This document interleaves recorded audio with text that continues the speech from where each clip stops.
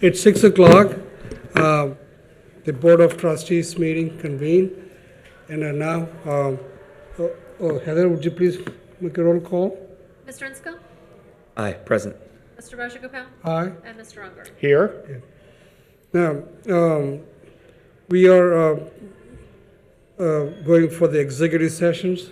Yes, sir. I recommend that the board move to go into executive session in accordance with Ohio Revised Code, Section 121.22G1, to discuss the employment, compensation, and discipline of public employees. Also, in accordance with Ohio Revised Code, Section 121.22G2, to discuss, to consider the purchase of property for public purposes. Also, in accordance with the Ohio Revised Code, Section 121.22G3, to discuss pending or imminent litigation with the township attorney.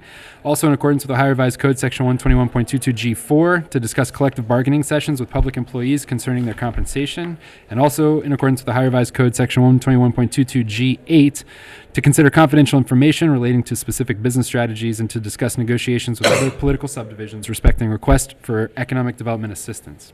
Oh, is that it? I motion that we do such a I'll thing. for a second. Okay, any discussions? Not for my. Not for my. Okay. We will be, Heather? Mr. Insko? Aye. Mr. Rajagopal? Aye. And Mr. Unger? Aye. We'll be leaving the sessions for the executive sessions. We will be back. Thank you for coming to review the draft recommendations for the Colerain Avenue Corridor Study. My name's Eric Anderson. I am a community planner and project manager with KZF Design. KZF is a 70-person architecture, engineering, and planning firm that's located downtown Cincinnati. Late last year, the township selected KZF Design as their partner to do a corridor study along Colerain Avenue. Just a little bit of information. I'm just going to do a quick presentation where I'm going to review the project, work that KZF Design has completed so far, and what we're here for today. So we have plenty of people from KZF and the township here to answer any questions that you might have individually. So please hold any questions and comments during the presentation until afterwards, and you can speak to someone individually. Everybody who can answer any questions has a little name tag on, so watch out for them. So the scope of the project is to review all of Colerain Avenue within the township boundary and provide recommendations on how to create a consistent, appealing, and safe public environment along the roadway. So our study area covers 4.5 miles from Struble Road, which is where the new Rumpke office building is, to Banning, which is kind of close to that southern Kroger on Colerain. To make it easier to analyze, we've broken the corridor down into 4 segments that have similar development patterns. Today, we're hosting this meeting to get feedback on the draft recommendations on the boards outside for this project. At this point, we're probably 80% complete with the project. You can see on the screen a list of work items that have been completed so far and next steps. After this meeting, we will be revising our recommendations based on your feedback, comments from the township, comments from the Ohio Department of Transportation and Hamilton County. We anticipate submitting a final report to the township by Thanksgiving. As far as the work that we've completed, we've done an in-depth review of existing conditions along the corridor. This consisted of a kickoff meeting with township staff, data collection, and mapping. We then drove and walked the corridor to confirm the mapping we did, make observations on what we saw going on, and then we did a visioning session with township staff. We also held a public open house in March to get feedback on what the residents and businesses of Colerain Township see in the corridor, because the people who drive and walk through this corridor every day are the ones that know the most. All of that work led to a series of analysis maps that combined all this information together. These maps were the basis for all of our recommendations. We also developed a series of goals for the project, prioritizing safety and beautification as the top two goals. We then went into a design phase of the project where we strategized kind of big picture safety strategies that could be implemented throughout the corridor. Our architects designed what the street should look like. We then test fit our recommendations property by property on the computer to scale to make sure everything works in the real world.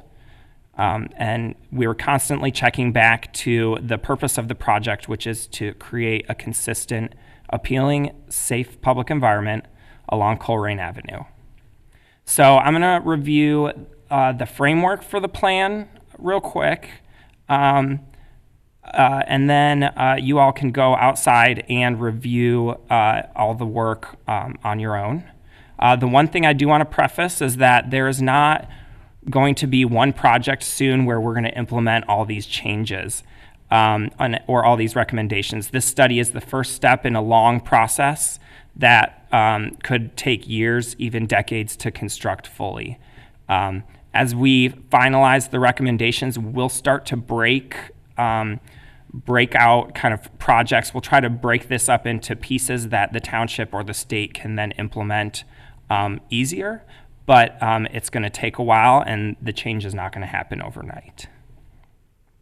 The core components of our recommendations include landscape medians and median U-turns, which eliminate the need for left turn lanes at intersections and drastically reduce vehicle collisions, streetscape design strategies and gateway elements that promote a cohesive look and feeling along Colerain Avenue, but also reflect the unique character of different segments of the roadway.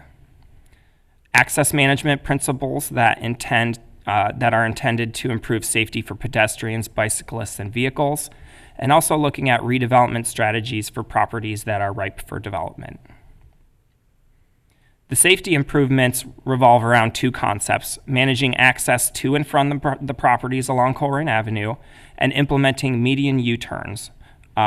Ultimately, the goal is to reduce congestion, reduce crashes, and make the roadway easier to navigate. Those concepts include making sure driveways are spaced evenly, reducing the overall number of driveways along Colerain Avenue, creating access roads to the rear of properties, and improving connectivity between parking lots so people can navigate from one business to another easier. This also includes implementing continuous sidewalks and adding a buffer between vehicles and pedestrians through landscaping and walls. The second big safety improvement is median U-turns. Median U-turns are a safety concept that's been around for more than 40 years. It's used heavily in Michigan, but also in several busy commercial corridors throughout the U.S. The idea came through the design team's experience working on other complex roadways, but also it came from feedback at our March open house. You'll see on the screen there's a written comment about not allowing left turns out of businesses. Another kind of supporting aspect to this is that it was mentioned in previous studies of Colerain Avenue. There's a little excerpt from a study on the screen that was completed in 1996 by Hamilton County recommending median U-turns. So median U-turns disallow left turns at intersections. Instead of turning left, you must drive straight or turn right, and then you make a U-turn in a median crossover. Research has shown that median U-turns reduce congestion and severity of crashes by up to 60%. They provide 20 to 50% greater capacity compared to conventional intersections. Drivers spend less time at a signal for traffic to turn. It also improves the daily function of the roadway by reducing congestion and vehicle crashes. There is a specific station outside with a video demonstrating the median U-turn, and one of our civil engineers is available to explain it in more depth and answer any questions that you have.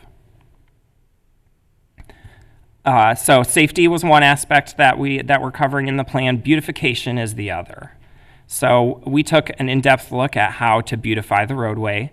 Our recommendations include street trees and landscape buffer along the roadway, landscape medians, urban design by the different character zones, and gateways at strategic locations.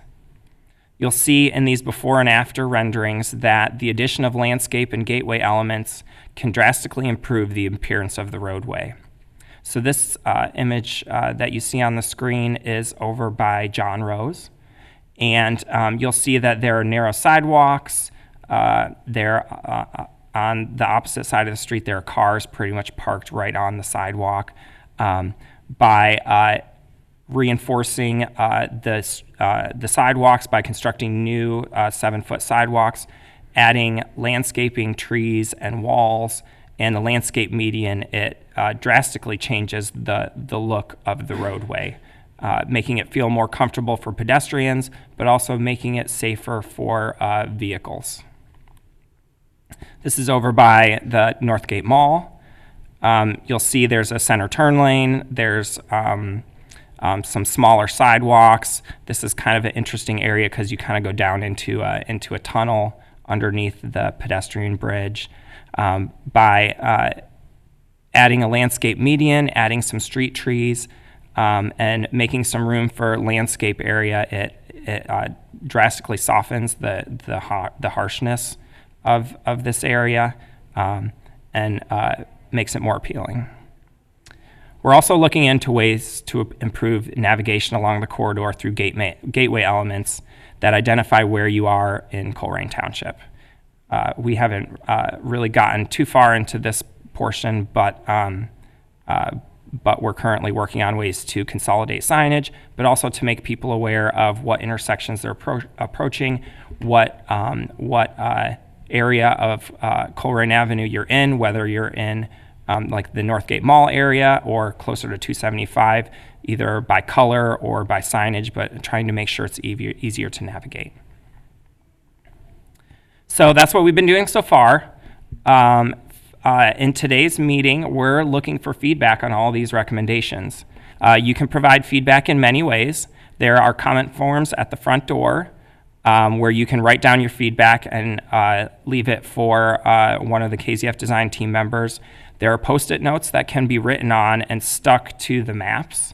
If you like something, if you don't like something, if you have a different idea, put it on a Post-it note and stick it on the map. There are large notepads also for you to write comments on any of the specific recommendations or maps. You're also welcome to speak to any of the township staff or anyone on the KZF Design team today. In addition, you can email or mail your comments later if you take one of those comment forms home. Contact info is on the comment form. And when also make sure you sign in if you did not, so we know who came.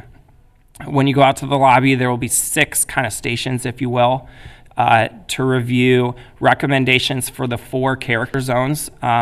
There's what we're calling the rural retail zone, which is Struble Road to 275, the retail zone, which is 275 to Compton Road, the automotive zone, which is Compton Road to Ronald Reagan, and the Groesbeck zone, which is Ronald Reagan to Burnside. So all those maps outside are labeled. In addition to that, the maps will have observations that we noted in our field work, and a list of recommendations, a brief list of recommendations for each segment, as well as drawings showing what the street should look like. Again, comment on the maps by adding Post-it notes. There are also 2 other stations showing you, explaining what a median U-turn is. There's a video, and then again, one of our civil engineers will be there to explain or answer any questions.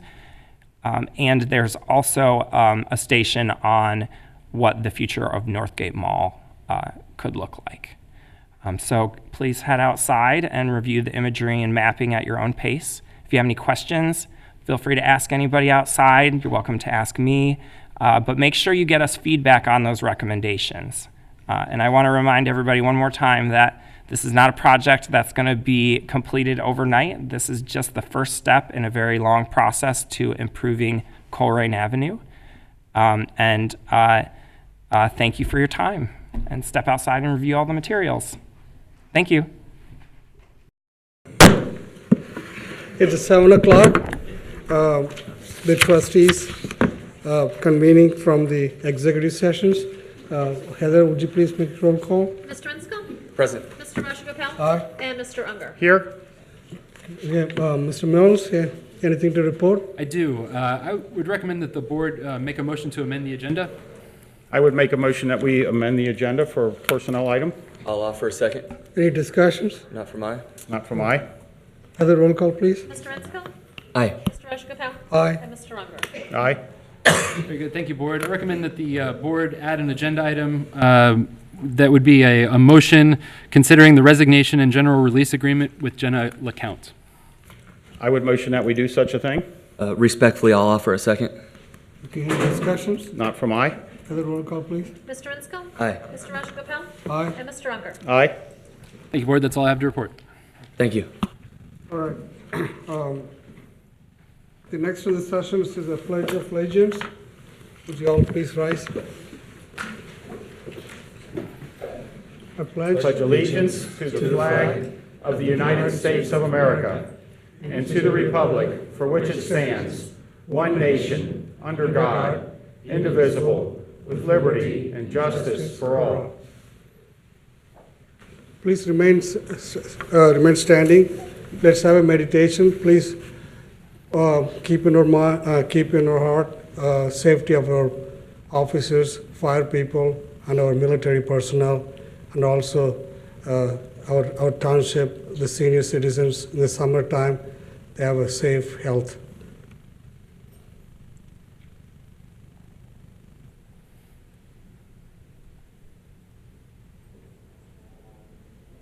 Thank you very much. Thank Please you. sit down.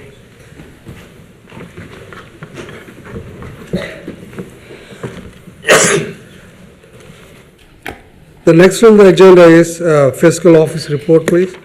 Approval of minutes from June 25th, 2019. Yes. I would like to add, I presented you all with a draft, but I would like to slightly amend that draft. There, under the discussion during citizen address, there was a discussion about the new facility manager. And we just amended that to say, Mr. Unger said the vehicle wouldn't leave the township, this is the new part, except to purchase parts or supplies as needed. That is correct. So if, I would like to ask the board to please approve the June 25th, 2019 minutes as amended. I'll make the motion. And I would second the motion. Any discussions? Not for mine. Yes, when we were discussing that, I distinctly said he would have to go get parts and supplies, and not all the supply houses are in Colerain Township. Other than that, I don't expect the van to go to his house or anyplace else. Any further discussions? Not for mine. Okay, Heather, roll call, please. Mr. Inscombe? Aye. Mr. Rajagopal? Aye. And Mr. Unger? Aye. All right, thank you. Here they are for your signature. Next on the agenda is a presentation. We have presentation, a bold vision of the future of Northgate Mall. Yes, sir. Thank you, Mr. Rajagopal. Board of Trustees, good evening. This is truly an exciting moment in Colerain Absolutely. Township. We, as everyone is aware, earlier this year, no, it was late last year, the township engaged the design services of KZF Design for the purpose of working on a Colerain Avenue Corridor plan. And it's been absolutely incredible to see citizens interacting with KZF staff and looking at the recommendations that KZF has presented this evening on making Colerain Avenue Corridor a more beautiful, more safe, more efficient road in Colerain Township. Included in that scope of work was a small area plan, and that small area plan was focused on Northgate Mall. As we all know, retail is changing in America, and folks are not shopping at regional malls like they used to. And we see that with the exit of Dillard's, with the exit of JCPenney, and now the exit of Sears. Each step along the way, with these anchors leaving, we've been able to pivot and adjust and make a better version of Northgate Mall. Now with Sears leaving, we have another opportunity to improve on this really important piece of property in Colerain Township. And the vision that Mr. Anderson is going to present here in a minute is really exciting in that it contains multifamily and single-family residential on the footprint of Sears. But it doesn't stop there. It goes further to create a conceptual plan, a vision for what the mall could be, right? And we all know that Colerain Township doesn't own the mall and they don't own Sears, right? But what we're trying to do here is provide a vision, right? We're providing leadership for what could be the future of this very important asset in Colerain Township. We do it at the risk of raising expectations, right? That this is going to happen in a month or 2 months or a year, and it's not. What this is providing a vision that we will now use to go and solicit partners to do the development and to make this important piece of property continue to be relevant and very relevant in our lives. And so with that as sort of a prelude, I'm really excited to introduce Mr. Eric Anderson from KZF Design, who will present this exciting concept for Northgate Mall. How you doing, Eric? I've not been able to stop staring at this, so I can't wait for everyone else to see this. This is awesome. Absolutely awesome. So hello, everybody. My name's Eric Anderson. I'm a community planner with KZF Design. I'm also the project manager for the Colerain Avenue Corridor Study. With me today, I have David Ross, who is Director of Design at KZF. He's also an architect, and he is the lead designer for the Northgate Mall plan that we developed. Of course, the main scope of work for the corridor study was the corridor, but we did have we did do some small studies. We also did a study over from John Rose to Shady Crest, which we used to submit for a grant for a kind of a catalytic project for the corridor, and then the second piece was the Northgate Mall concept plan.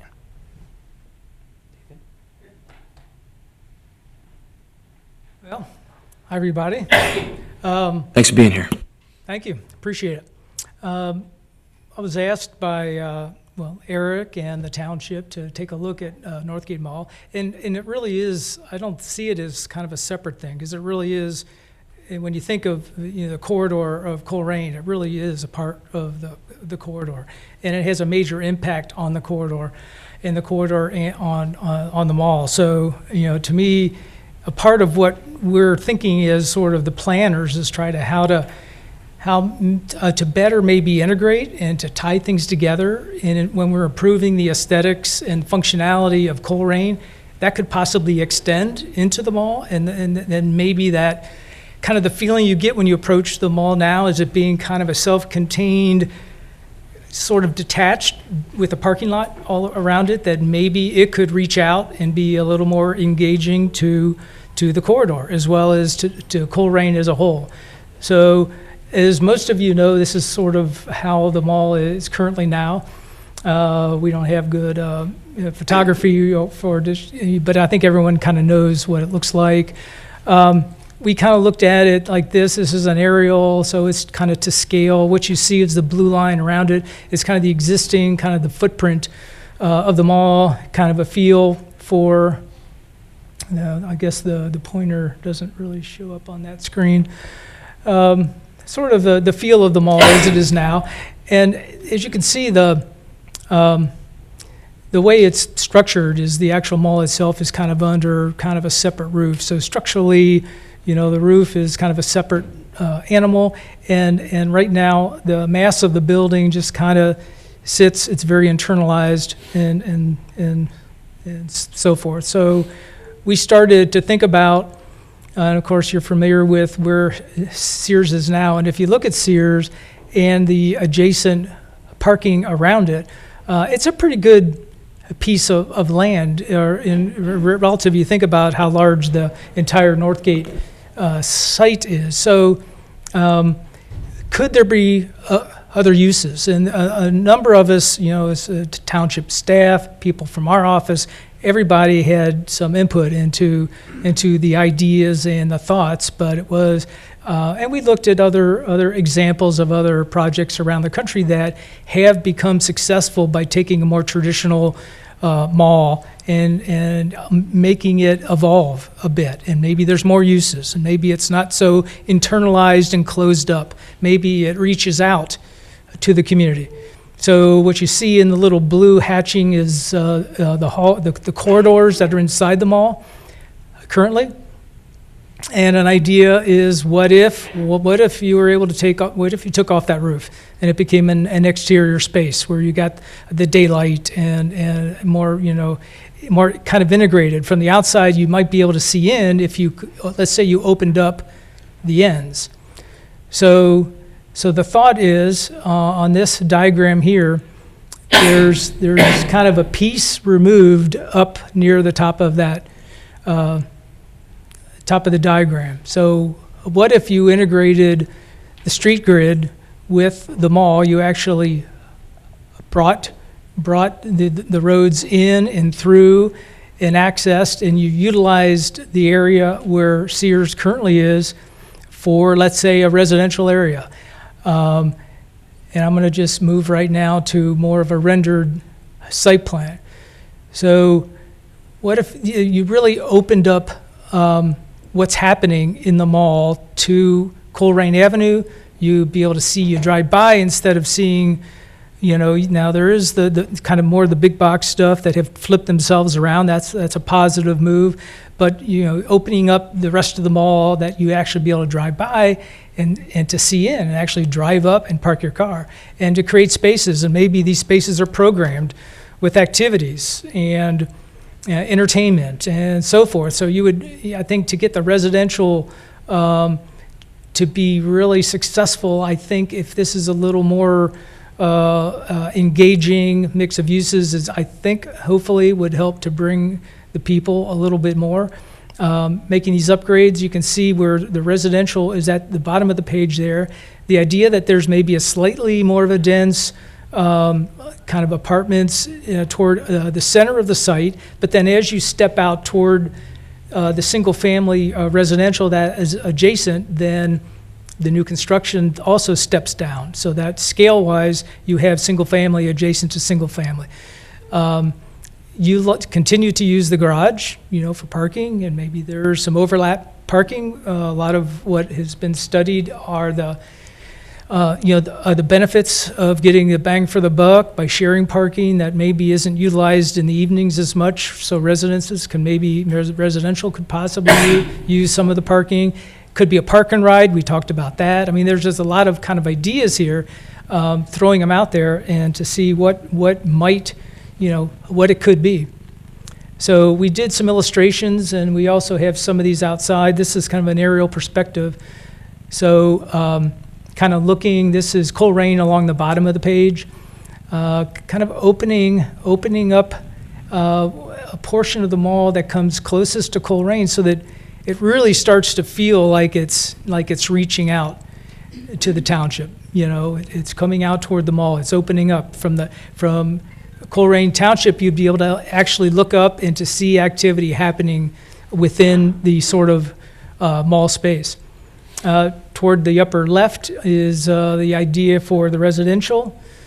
That could be access, could have its own access off of the adjacent road, as well as through the actual site of mall. Just a concept idea for what that residential could maybe be.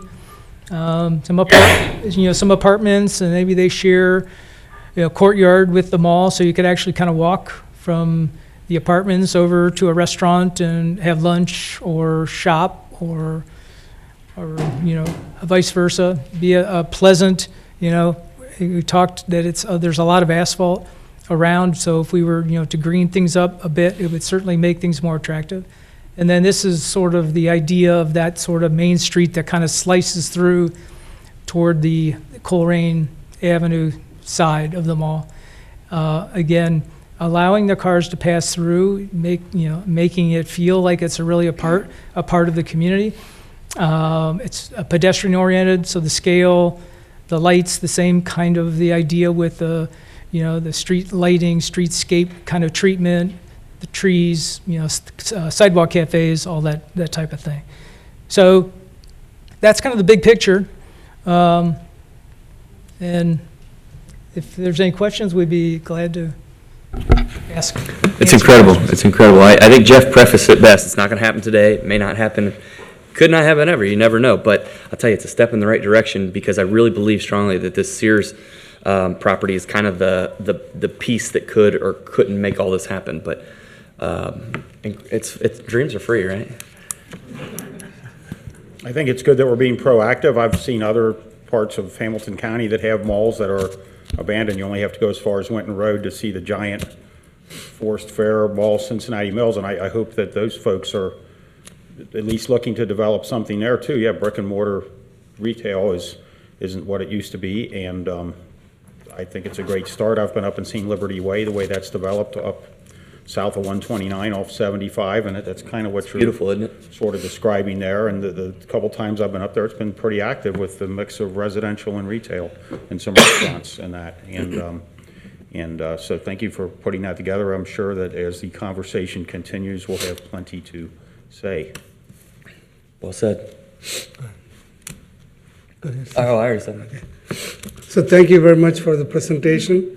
It's a great vision, and I appreciate you to coming here to give this presentation. Okay, the next on the agenda is a crime analysis update by Brandon Kyle. Yes, sir. So you'll recall that last month we introduced you to Brandon Kyle as our new contract crime analyst, and he's here to give a crime analysis update. Good evening, everyone. Good evening. For the presentation, do we have this to throw up here? You have the presentation. Presentation, is that going to be something that's on the? I do not have. Yeah. So just taking a look here, I wanted to go ahead and try to get an overall idea. First and foremost, how Colerain is looking, especially at the end of last year. I think last year, taking a look as far as the numbers, experiencing approximately around a 30% decrease when it comes to overall crime. And I'll dive in a little bit in further here as to kind of what we're seeing in these trends that we continue to see. As far as this report that was put out here, the 2019 mid-year crime report. So we're looking essentially from January 1 to June 30 across different years. Okay, so as far as all Part 1 crime, all Part 1 crime is discussing as far as the violent crime, the homicide, the rape, the robbery, the aggravated assault, also with your property crime, theft, burglary, and things of that nature. So all Part 1 crime together, last year at this time, 2018, 838 reported offenses. Currently, at the end of the first half for 2019, currently sitting at 659 offenses for the first half. So from 2018 to 2019, that's a 21.3% decrease. Taking a look at a 3-year average. Now we essentially, when we're looking at as far as these numbers, we don't want to just compare it to last year, because if we had it compared to last year, then we don't get the full picture as to kind of where we're coming from, right? So we want to take a look at also a 3-year average to try to get an idea as to, well, okay, we see that we're doing good, but how good are we doing? So our 3-year average from 2016 to 2018, 982.7 offenses, compared to, again, the 659 offenses for the first half. So currently experiencing a 32.9% decrease over the 3-year average we're compared to.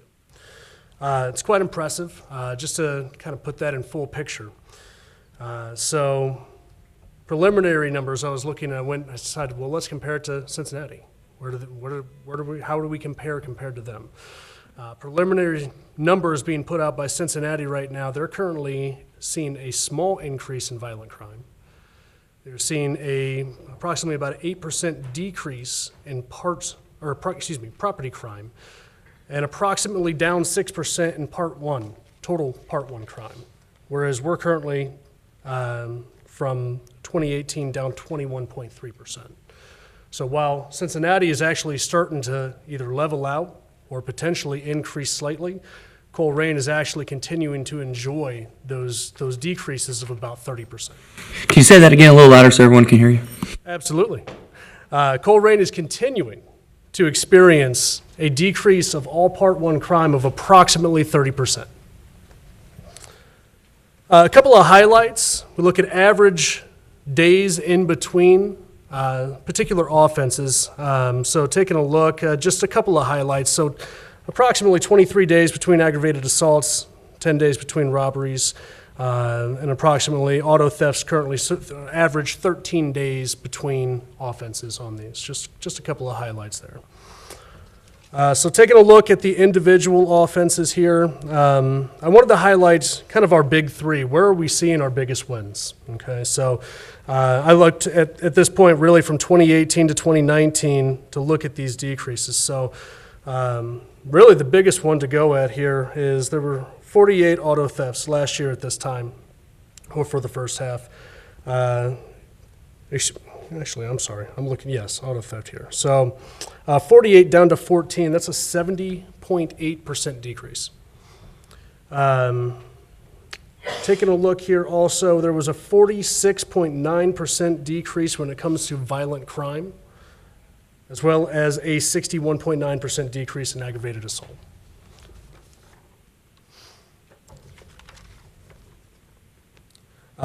Property crime also, we really from 2016 there was 1,077 property crimes at this time for the first half of the year. Currently, 2019, there were 625. So really compared to the 3-year average, again, that's a 32.3% decrease. Compared to last year, 772, compared to the 625 now, that's a 19% decrease.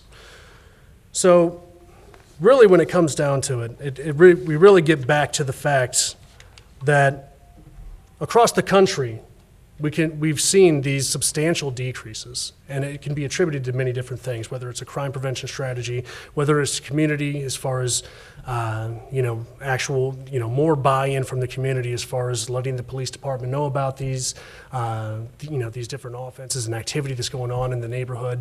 Whatever it might be, across the country, we continue to see these decreases. I think it's encouraging to the point that Cincinnati starting to actually level out while Colerain continues to have that downward trend. I think that's very exciting. At some point, while obviously when we talk about overall crime, if they say, well, what's a good number? Well, for me, a good number is 0. Is that possible? I don't think that's ever going to be possible. However, we want to continue to move it in that direction. Okay? And so we're having very good results right now. As far as the direction that we're heading, we hope to continue that momentum. And that's everything that I had at this point. Any questions for me? Sure. I'm sure, as you mentioned, there's some other trend that goes along with that. Let's take the auto thefts. Sure. For instance, you said you went from 48 down to 14. Mm-hmm. There must be something that caused such a drop. I mean, was there 2 or 3 guys arrested that were running a ring of? So those details would be helpful also. I mean, is that what it was, or you don't know, or? Well, I agree that would be helpful. Given my month here so far, I haven't had the right. opportunity. I mean, but that's so part of this is it's great to hear those numbers trending down, but there must be some other things that are running concurrently with that Absolutely. that caused the change. I don't know if Lieutenant Owens has potentially anything to add to that point there, given he has a little bit more insight on that than I do. In the past, I've heard from residents that say, well, those are your numbers. And I'm like, no, those are what was reported. If something wasn't reported, then we don't know about it, and it's not in the numbers. And I would encourage any citizen to report even the smallest thing, because while you might think you'll never get your stolen item back, if we know about it, then you can take that information and blend it all in and develop trends, and that's kind of why you're here. And so I would ask anybody to report anything, and we have a non-emergency number here, 321 COPS, and that'll make your work more effective if we get better reporting. Oh, absolutely. Yeah, the more information that I have, the better. That gives me the more details to actually try to get an idea as to what's actually happening. Because that'll be the questions we get is, where do you come up with those numbers? Sure. So absolutely. yeah, I'd ask anybody that has some little thing going on, please report it. Yeah, I agree. We Yep. report out obviously anything that we have in our system. One thing that I think is very important to look at, especially when you look at calls for service. Calls for service does not decrease in that time, okay? And actually, what most would actually think, well, if crime is decreasing, why are the calls for service not decreasing? I think it would be dependent on each other. They would both actually decrease at the same time. Well, for myself, working with community in Cincinnati, I actually would like to see an opposite relationship. I would like to see an increase in calls for service, a bigger buy-in from the community. Let us know about these things, and then we can enjoy these decreases in reported offenses. Well said. I would also emphasize what Dan said. Report it because a paper trail is super important. We saw that with our friends in Royal Heights. It's a lot easier to justify an extra patrol here and there when we've got the paper trail to show. Oh my gosh. So yeah, but I love when you use the word decrease though. I heard it so many times. I was up here blushing. So thank you. I got a question. Report he gave pretty much of the crime analysis of overall, the general of the Colerain Township. Will it be focusing on each neighborhood? That's very vital, each neighborhood. What's the crime happening? How much that neighborhood, for example, Groesbeck, for example, the lower part of Colerain Township, southern part of Colerain Township, but like Northbrook area or Pleasant Run. So it's very critical, and we need to have the breakdown, what type of prevalent of the crime activities, or what is the crime. So that's imperative, how much the reduction in this particular area, okay, that'll be vital. And also you talked about the general decrease in the Cincinnati area, especially over the Ryan and the area. The most people are moved from Colerain, the area, up to Mount Airy area, because they become close to southern part of Colerain Township. That's a big challenge. So the Cincinnati area takes all the credit for that. Oh, we reduce the crime. Now we are curing all these people coming here who involved in the criminal activities. So as we move along in our analysis, it's important to break down each neighborhood. How you disperse our police forces in particular things.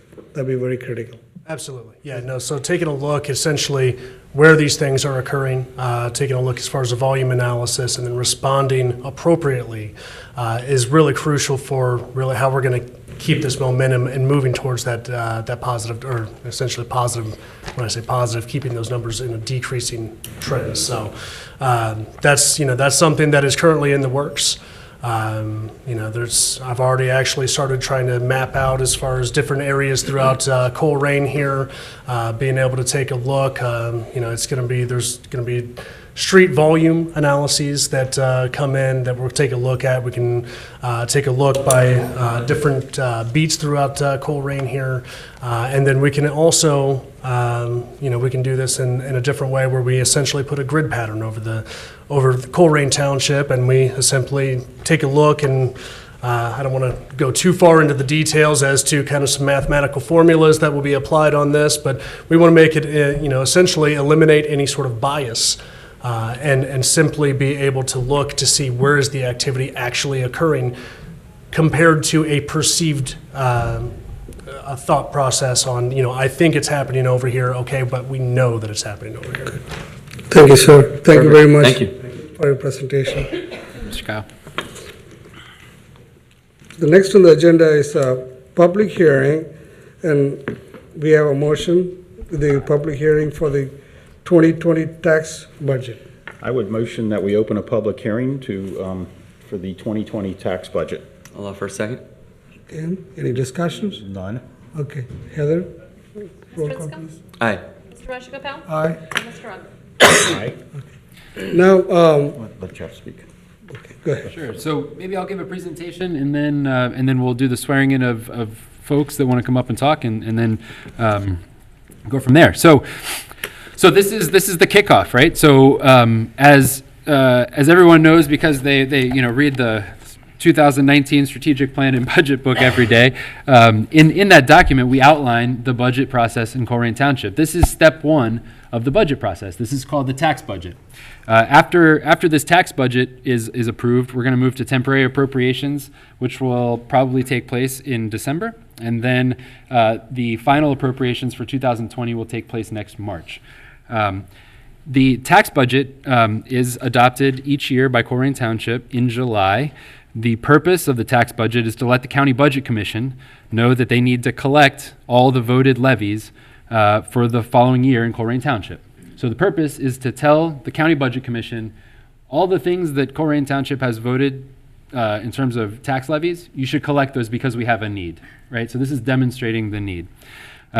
This is not a process in which we do a deep dive into budget lines. This is a very general, operational first cut at the budget. This is going to be really exciting in the next couple of months as we get into the temporary appropriations, which is where all the heavy lifting occurs. In the next couple of months, you're gonna all be invited to participate in a very meaningful way in the creation of next year, 2020's budget and strategic plan. Because as you know, we align the work that we want to do in our strategic plan with the resources that we have available in our budget book. That's a special thing that we do here and have not done in the past, and I'm very proud of it. So for this year, to kick off the 2020 budget season, we have offered a tax budget for consideration in the amount with projected expenditures of $38,977,464.50. I can guarantee that that number is going to change between now and December, because that number does not take into consideration any of the strategic objectives of the township next year, because we haven't had those conversations with the residents, we haven't had those conversations with the trustees and amongst our leadership team. So this is simply to plant a flag in the sand, saying to the Tax Budget Commission in Hamilton County, please collect the taxes that we voted for, and we will get back to you in December with our temporary appropriations. The recommendation this evening is to approve the 2020 tax budget, and I'm happy to answer any questions now or after we have the public hearing. Any other members here sitting here? I think he has a list. Do you have a list of? I don't have a list of the first public hearing, but if anybody would like to make comments on the 2020 tax budget, would you please stand, and Scott will swear you in. Yes. Please stand and raise your right hand. So you swear that the testimony you provide in public hearing for the 2020 tax budget is the truth, nothing but the truth, so help you God? I do always. Rich and You can step forward, please. How you doing, Rich? Good, thank you. I feel like this is your Super Bowl. About that.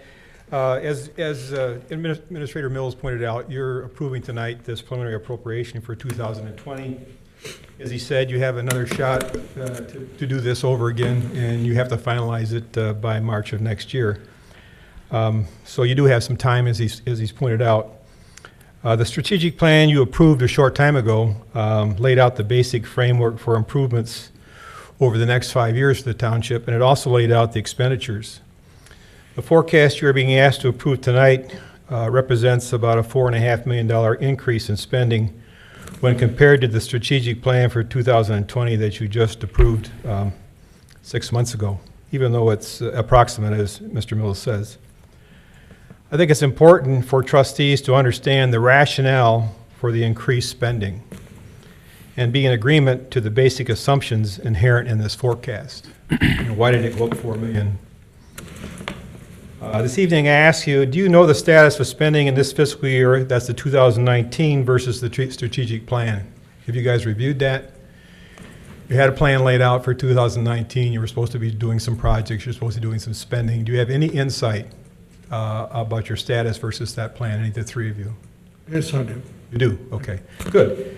1 of 3, that's not bad. Are you off or on track versus the plan? I'm sorry? Are you on track or off track versus the strategic plan for 2019? I would say we're on track. You're on track. I think so. I don't think you are, but if you look at the details, you'll find out there's some things you're missing. Are you aware of the differences between this tax budget and the strategic plan? I mean, they're asking you to approve 38 some million, and it's spending, and you guys are responsible for spending. So do you know why it went up? Answer yes or no. Jeff, was part of this the money we transferred from road projects that Yes. made 18 go to 19? Yeah, absolutely. We had two major unfinished road projects that we had to close out at the end of 18, and then we reappropriated that money for 19. And the total, it was Burnside and Royal Heights, which neither one got finished at the end of the construction season. So a good part of that is just money that was left over from 18 to move to 19. What you're approving tonight is 2020, so. Right, but I thought you mentioned that it had gone up. It did. And that's why I'm Yeah, asking from, From your strategic plan, which you guys approved, was it 5 or 6 months ago,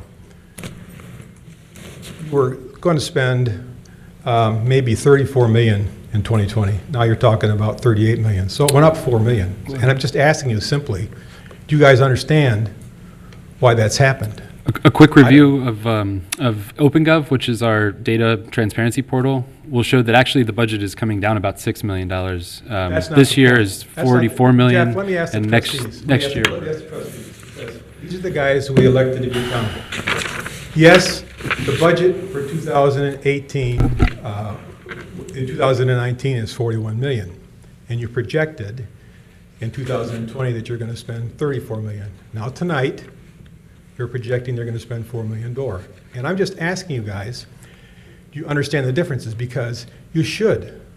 You should not be asked to approve a significant change without understanding what those differences are.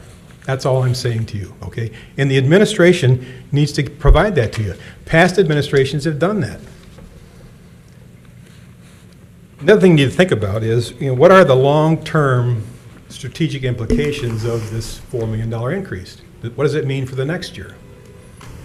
So we put together strategic plans for the very reason to give us some sense of where we're going, okay? And you do vary from them. I'm not trying to say you don't vary from your strategic plan. But when you do, you know the basis for it. Otherwise, you're steering a rudderless ship. It's a rudderless ship around your spending. So I just asked, you got more time, to get to, Jeff says you got more time to get into this stuff, but you are essentially, if you don't know why you're approving a $4 million increase tonight, and you have no basis for it, I would say that's not correct. Thank you. Thank you, Rich. Thanks, Rich. Is anyone else? Would you like to step forward, please? State your name. Scott? She's sworn. I swore in. She's sworn in. Oh, she's one, okay. I swear. Two things. One, with this, I don't understand some of the legal implications of a tax budget, whether it means we're committed to these monies in any way, shape, or form. But one thing I did notice in a couple different columns, it appeared to me that the numbers were just basically guesses, and I haven't done your job, so I don't know if that's appropriate. But one of the funds I've been watching, of course, is the Lighting District Fund, and I don't understand why it went up from $11,000 a month consistently for the last 4 to 5 years to $18,000 a month in your budget.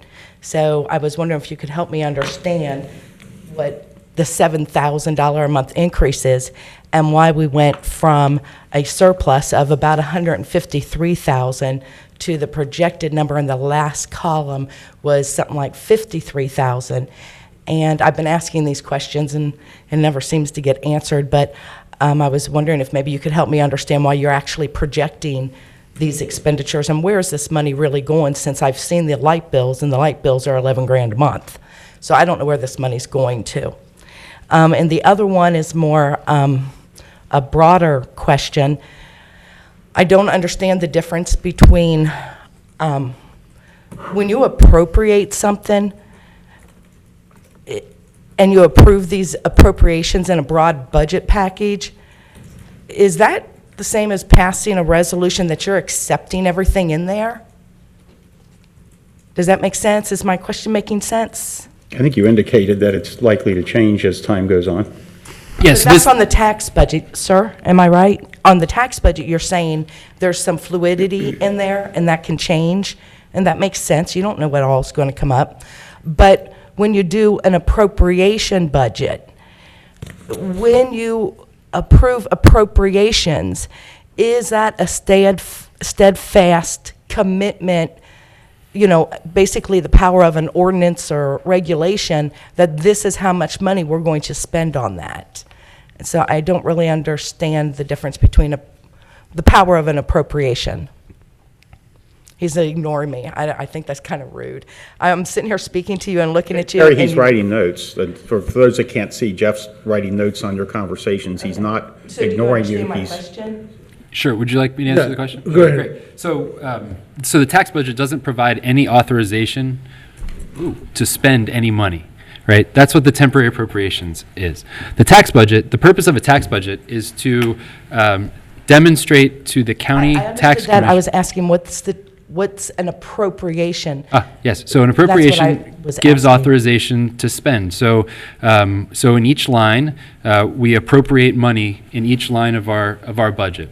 Then, when we are ready to execute whatever project we're working on that uses that money, say we want to buy salt, and we appropriate $150,000 in the temporary appropriations for salt. When it comes time to buy salt, a PO can be opened and in an amount no greater than $150,000. When that PO is opened, because it's greater than $2,500, then it has to be signed by 2 of the 3 trustees. So tell me if I'm understanding this correctly. So an appropriation is very fluid also, and but it has top limits, right? Is that what I'm understanding? But regardless, you have to get approval via either the signature. So there was several months ago, you guys were saying, so-and-so, we did approve it because we appropriated the money for it. And so I'm still trying to understand these budgetary issues where is an appropriation a resolution to commit to spending that money on that, or does it need to go through an approval process? Right. So what we're trying to do is align the work that we want to do each year with the resources that we have, the money that we have, right? So we say, for example, we want to do, I'm trying to pick one that costs some amount of money. Okay, in the fire department, they wanted to do a public safety information network teaching tool, right? So this is in every firehouse, there's a screen that says where all the fire trucks are at this moment and tells them, hey, you got a run coming in and whatever, okay? So what we do is we say, okay, this is a project that we want to execute, and then we appropriate that money in the budget. So we're aligning what we want to do with the money that we have.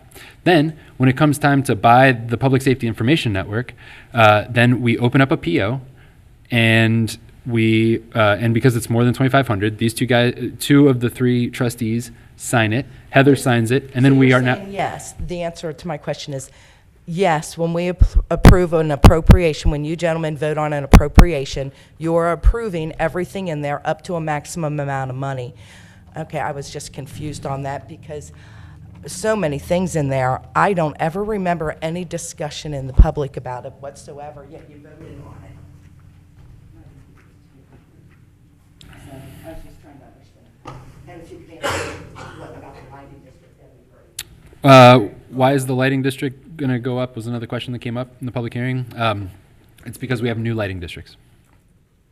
the Northbrook, the Well, Lower there's- Linda Yeah, lighting there's district. actually several very big lighting districts that are being considered right now by neighborhoods. And so the way lighting districts work, as everybody, as we've talked about in the past, is if a neighborhood wants streetlights in their neighborhood, they come and petition the township and they say, hey, township, we want to pay for the streetlights in our neighborhood.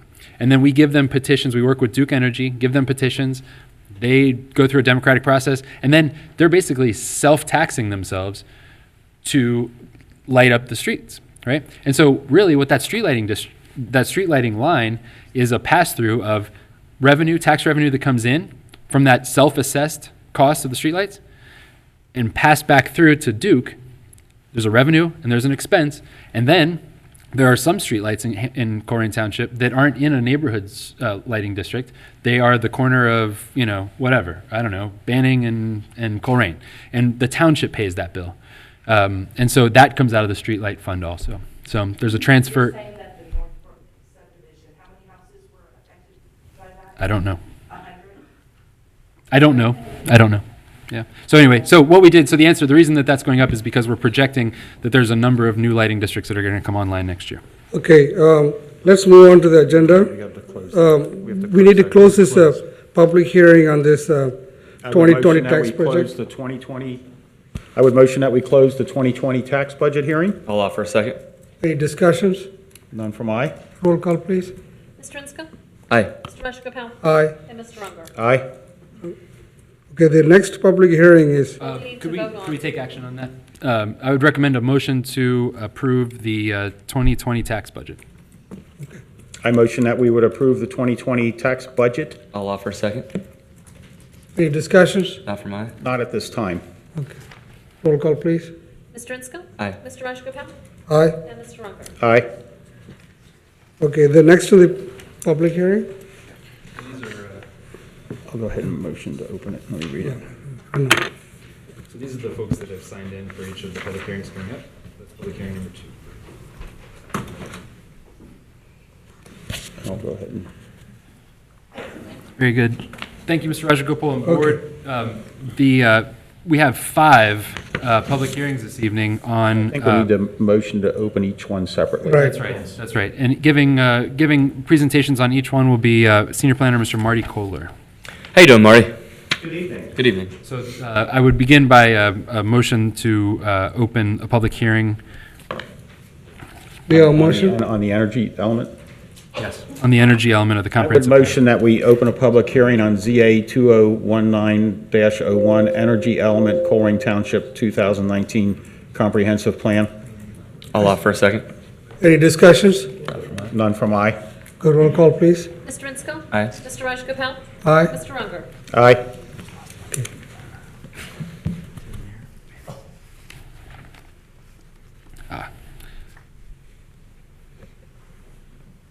Okay.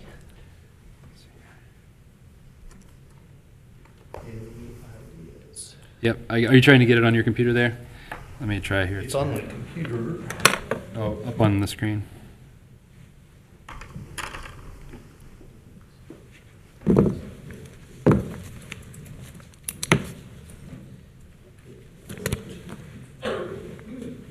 Which one is that? Is that the HDMI? Yep.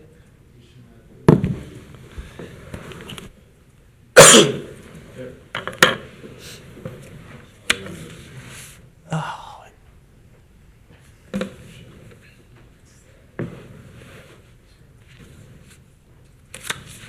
Ow. Oh, that's all right. That's right here.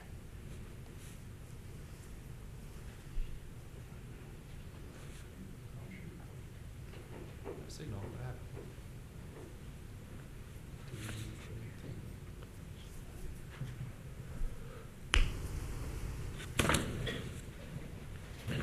While we're doing this, should we swear everyone in? Sorry. On the fly, no problem. Sorry about that. Actually, I'm here to We'll see this after the introduce, presentation. Andy Meyer with OKI and Rob McCracken with the Cincinnati Energy Alliance. They were instrumental in preparing this plan for Colerain Township on a consulting basis. This is the first of numerous sections of our update to our comprehensive plan. The reason why this one came forward first is that OKI received some funding through the Energy Alliance to allow for this planning process.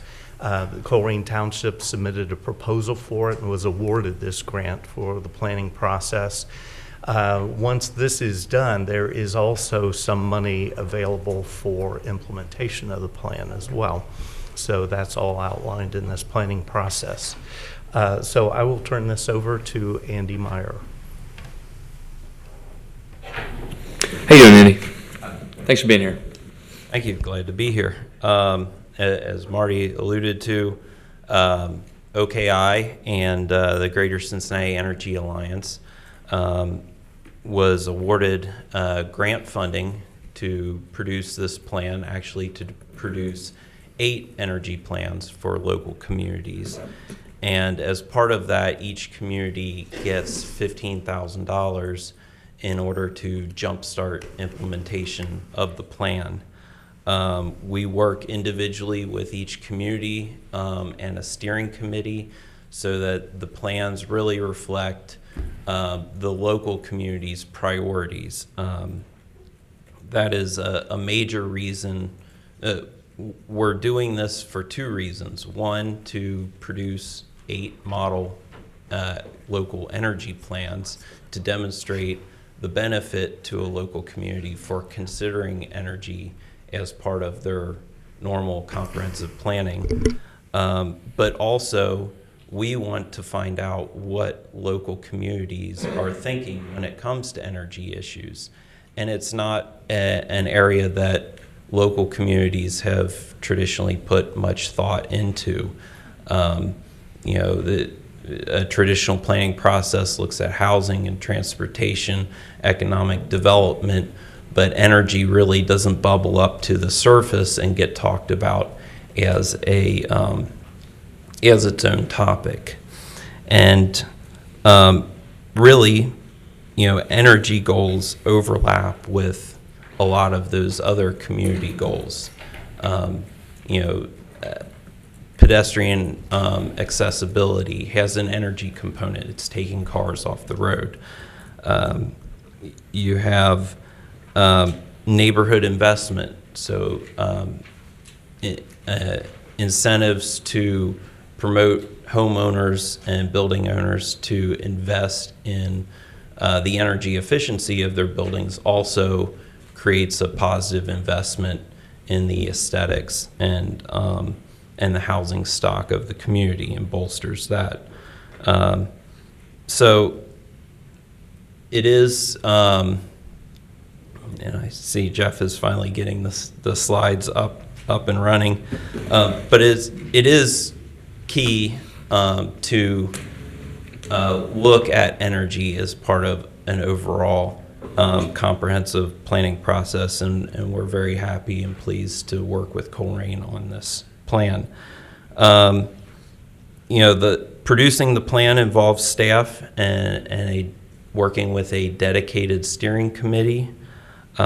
We also integrated public involvement in a number of ways. We had a online web survey, which was gathered 71 responses by township residents and business owners. OKI hosts a website to present all the information where residents and really anybody can go and find out more about what we're doing along the process and can view the full draft online. We held an open house at Northgate Mall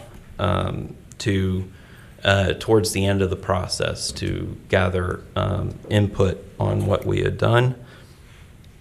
And we promoted the plan process via social media using the township online newsletter circle, as well as targeted Facebook messaging that reached 2,200 residents. The draft plan contains numerous recommendations that really can be categorized into 3 overall goals.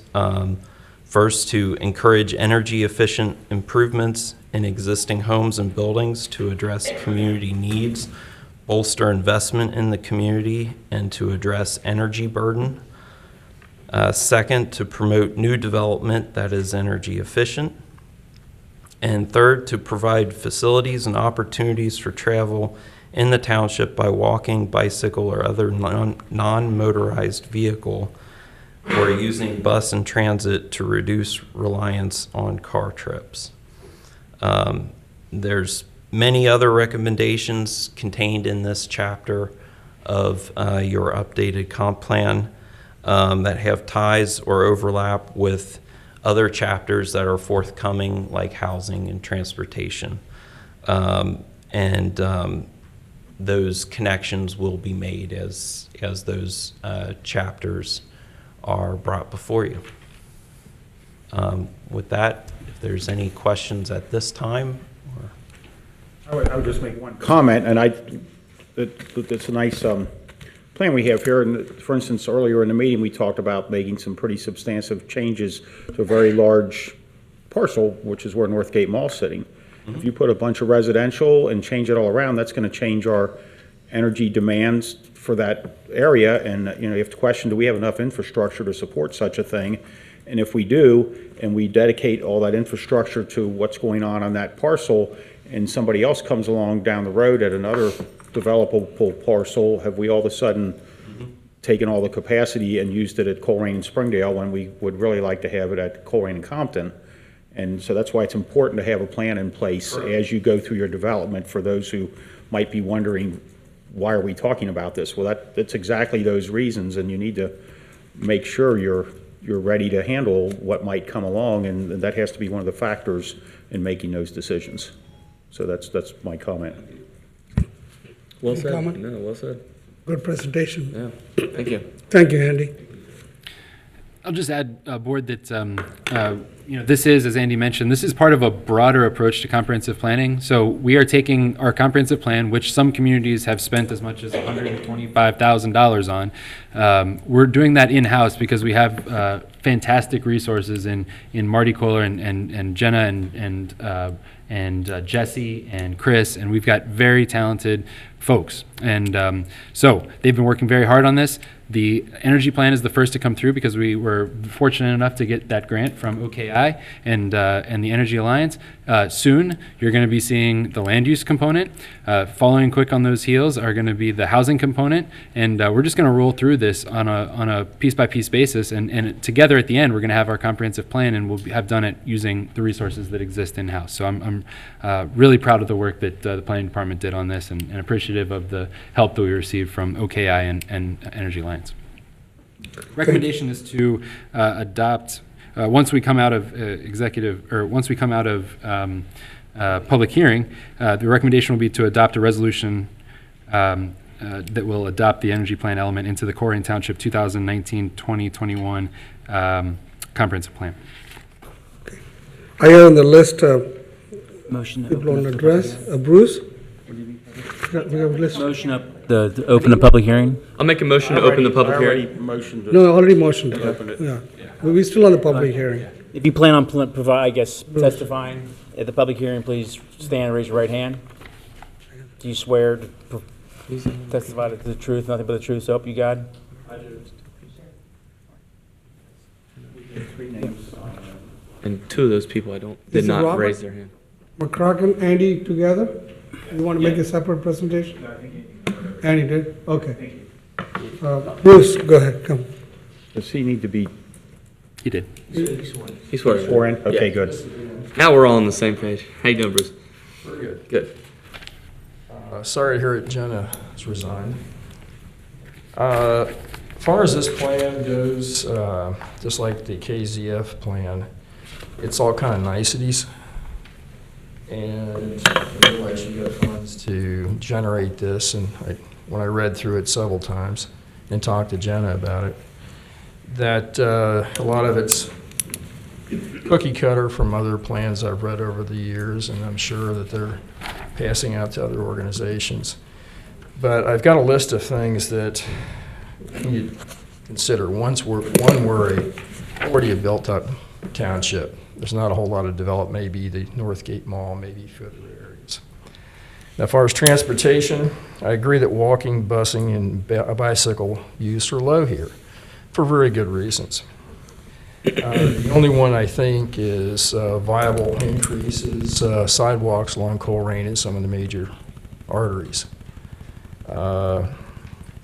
Buses, realistically, this regional bus system is a joke. And to really think we're going to have a better bus system out to Colerain Township that's going to be functional and get cars off the road, I think we're kidding ourselves. Park and rides only work in situations where well, I'll be honest with you, that you don't have to go downtown. Bicycles, this is one where I've got a few issues that Bicycling can be nice if you're close in and so forth, and I never realized some people can bicycle for 20 miles. But I believe any extension of bicycle lanes and so forth should be charged to the bicycles. I really have a problem with having the people drive cars, trucks, what have you, paying for bicycles. And that's what we do. It comes out of the transportation bill that we just had an increase of 10.5% in cents and 19 cents on diesel for infrastructure issues.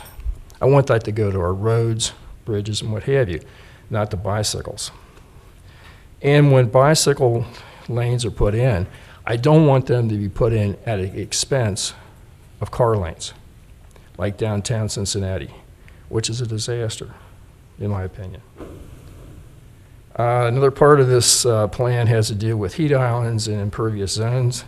I understand that certain areas are going to be heat islands, and putting trees in some of the parking lots may be viable. Impervious surfaces, there are some ways of dealing with that.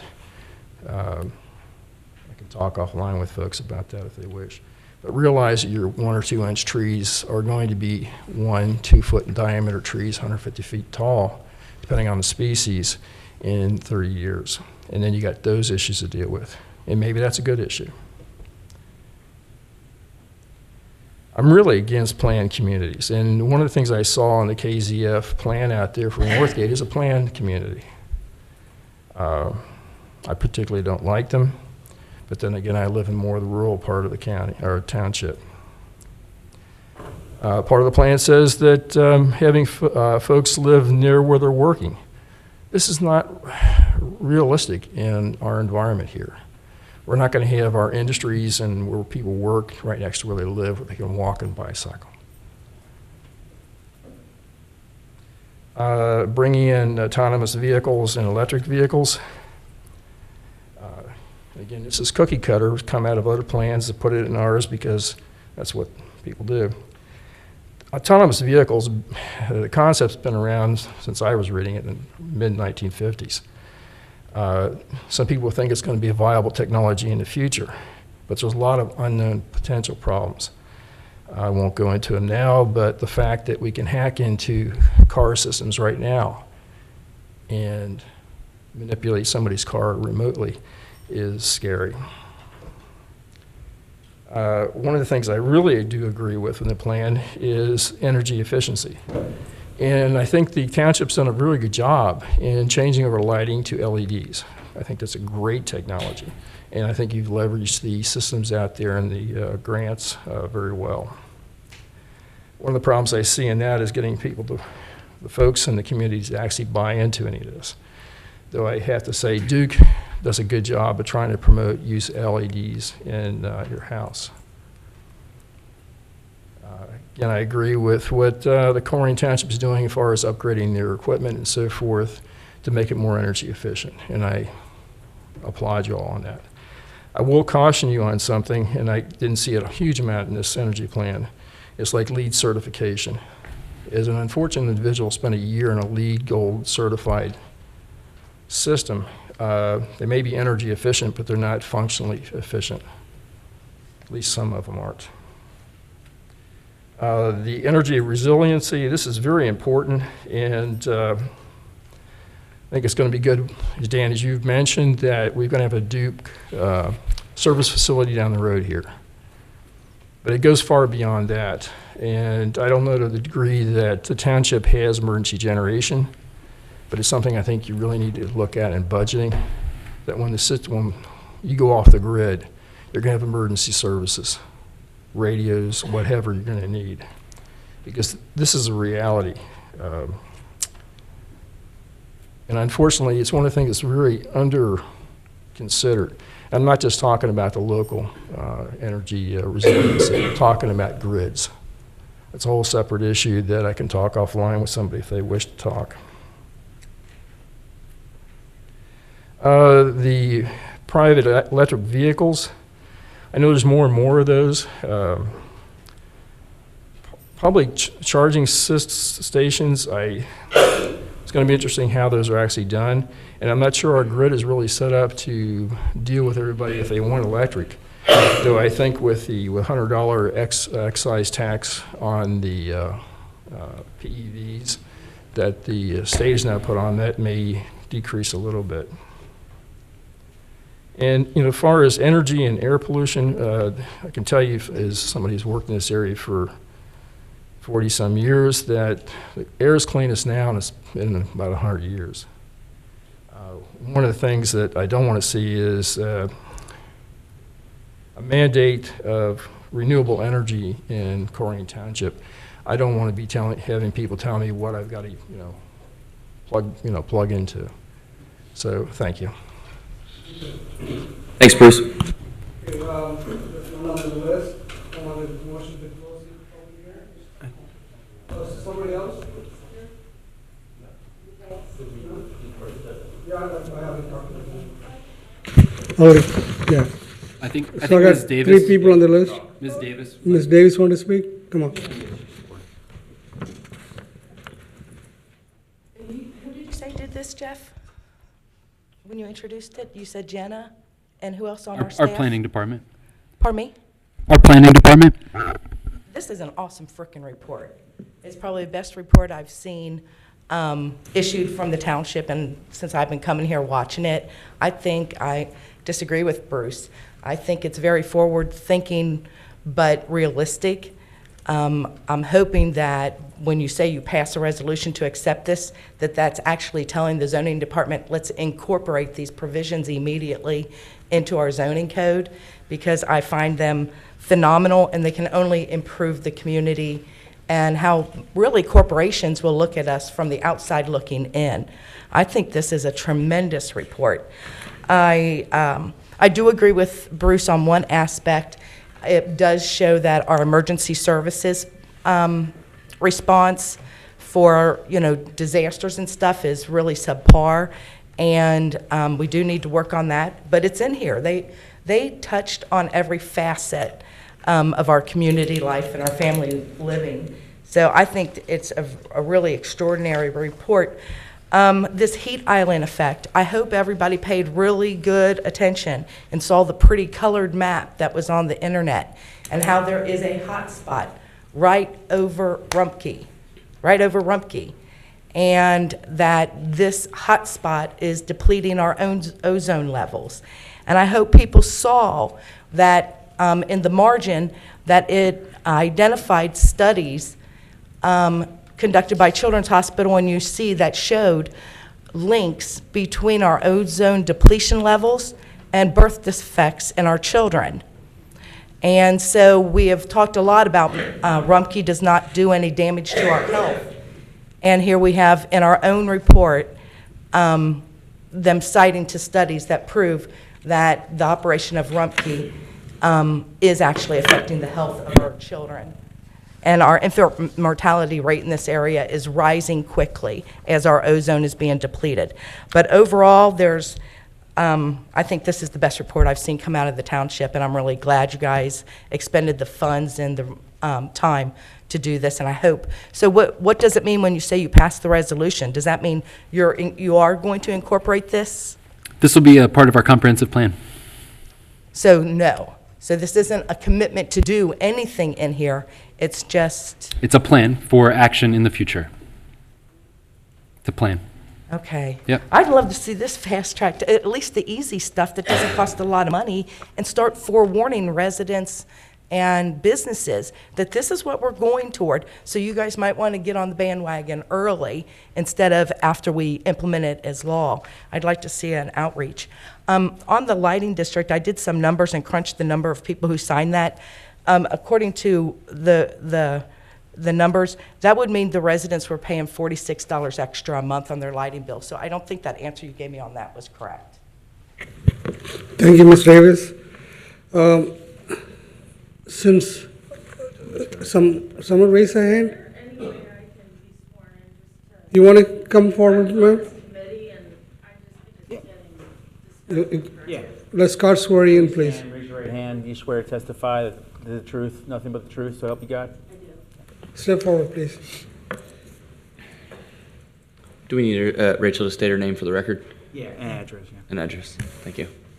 Hi, my name is Rachel McKinney, and I live on Owl Creek. And I was part of the committee that worked on this with these fine gentlemen and Ms. LeCount and other members of the community. So there was a grant that was given to us. So there may not be everything that is included in this plan that we're able to take forward and do for financial reasons. But this was not a huge cost to the township, is my understanding. We didn't spend anything. It was completely picked up by them. So these recommendations were well thought out by people in your community that said these are things that we're concerned about, especially the heat island effect. And while we weren't really crazy about some of the autonomous cars and stuff, we talked about Northbrook and a lot of the rental properties there and how a lot of the renters are getting these huge dupe bills because the property owners don't care about insulation in the houses, and so their energy bills are through the roof. And we talked about real issues that are affecting residents in Colerain Township. So that was a huge focus of this plan and this energy plan. So I just want that to be said and on the record is it's not all about, you know, planting trees here and making Colerain beautiful and energy efficient just for the township. We really wanted to focus on the residents themselves and how can we best utilize the funds that were granted to us to make the most impact that we could, whether it's just by, you know, putting advice out there from, you know, what we did at the mall by giving, you know, the information on solar panels and stuff like that. So I understand everybody's concerns of some of the stuff that's in the plan that might be a little far out there and say, you know, why are we focusing on this? We just threw everything at the wall. Some of it may stick, some of it may not, but there was a group of citizens from this township and that were really concerned about what was really in the best interest of the residents that do live here. So I just wanted to make sure that was on the record, so. And while I'm at it, I want to thank you for volunteering. I appreciate your work on that. Thank you. Thank you, everybody. And it was Ms. McKinney and 4 other residents were on a steering committee that sort of oversaw this whole process. Dion Owens, Ronald Roberto, Ms. McKinney, Garrett Pace, and Matt Tsort all provided input and advice and really brought it up to the level that it is. So yeah, thank you, Rachel. Thank you. Thank you very much. Thanks. Now I'm going to close that public hearing on that. Motion that We have a motion to I will close. motion that we close the public hearing. I'll offer a second to close the public Any hearing. discussions? Not from I. Not from I. Have the roll call, please. Mr. Enscombe? Aye. Mr. Rajagopal? Aye. And Mr. Unger? Aye. The next public hearing is. We have to. I would recommend the adoption of a motion, or excuse me, the adoption of a resolution that was listed in the agenda. The resolution is called Resolution Adopting the Energy Plan Elements into the Colerain Township 2019 to 2021 Comprehensive Plan. We have such a motion on the floor. I would motion that we do such a thing. Any discussions? I'll offer a second. Any discussion, not from I. Okay. Yes, I don't agree with everything in here either, but it's good to have a plan. Some of this stuff I'll never vote to fund, and some of it I will. So it's good to have a plan. Nothing else from me, Raj. Okay, go ahead, roll call, please. Mr. Unger? Aye. I'm sorry, I'm looking at him and saying the wrong name. Let's try it again. Mr. Enscombe? Aye. Mr. Rajagopal? Aye. And Mr. Unger? Aye. All right. And here is that resolution for your signature. Very good. The next public hearing that we have this evening is a public hearing on zoning case ZA 2019-2. It's a text amendment on small cellular telecommunications facilities. And Marty Kohler will be giving a presentation on that. Should we open the public hearing first? Yes, so I'd recommend a motion to open the I'm public going to hearing. elaborate it. You can read it. Okay. We'll be opening up the resolution that on the public hearing on this resolution Read the on the resolution. zoning ZA 2019-02 zoning text amendment, small cellular telecommunication facilities. I would motion we do such a thing and open a hearing. I'll offer a second. Any discussions? Not from I. Not from I. Okay. Roll call, please. Mr. Enscombe? Aye. Mr. Rajagopal? And Mr. Unger? Aye. comes to you is an amendment to the Colerain zoning resolution. It's a culmination of almost 2 years of moratoriums on many cell towers. Under state law, townships have virtually no regulatory authority over cell towers on commercial property. As a matter of fact, the state specifically exempts them from local zoning. In residential zones, we do have limited ability to regulate towers, and those are incorporated in our zoning resolution. This new technology of having many cell towers in public right-of-ways is somewhat new. And the concern came about, I don't know if you saw in the news a couple years ago that in Liberty Township, there was a fairly new subdivision, all underground utilities, and a resident comes home and finds a 40-foot tower in their front yard. And as it turns out, they had no regulatory authority over that, even though the state has now granted townships the ability to make such regulations. And that's what we're bringing to you this evening. What we're talking about is much smaller in height tower than what we typically have as the major cell towers. And these sort of are gap filler type towers. Next slide. They have smaller transmitters and they tend to blend a little bit with the streetscape. However, under the state regulations, these can go up to 120 feet, which is much, much taller than your average. Is this on? Okay, sorry. Yeah, these are much, much taller than your average utility pole. The proposed regulation, we've studied other communities, and actually staff has worked with cellular carriers and have determined that basically a 30-foot tall pole is a reasonable size pole to have within the right-of-way. So that's the proposal.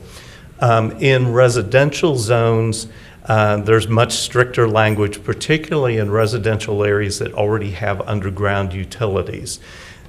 In order to get a zoning permit for a tower, they have to prove that they cannot co-locate, say, on other existing poles, or they've sort of exhausted other opportunities before they're allowed to have a cellular pole in a residential neighborhood with no overhead utilities.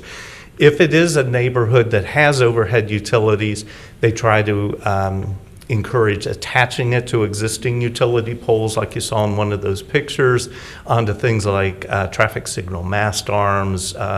In some cases, you see them attached to church steeples, just other fixed objects, rather than adding more visual clutter to the streetscape. And I think that's the key thing here, is that we're trying to reduce that visual clutter that we have in major thoroughfares. The encouragement in commercial zones and residential zones is, in fact, to try to keep them on the major streets versus back in subdivisions. And that tends to be where the demand is the greatest. So this comes to you as a zoning text amendment. We've added small cellular towers as a permitted use in both residential and commercial zones, and we sort of have a table of use within the zoning regulations. And then we've defined that use, and then we've adopted a paragraph with regulations, basically outlining what I've just described, the 30-foot height, where they should properly be located, and so forth. So this will not entirely eliminated, but I think for everybody who's had drop calls, who uses their cell phone frequently, we realize that there are places that need just a little extra transmission to kind of overcome problems with the grid. It'd be my hope over time that these would actually put out the need for these gigantic towers, and that we'll see those go away over time, and that everything is more down to the ground. So that's the purpose. We have public hearing. I'll go ahead, and anyone who wants to provide testimony for this public hearing, if you would please stand and raise your right hand. Do you swear to tell the truth, the whole truth, and nothing but the truth, so help you God?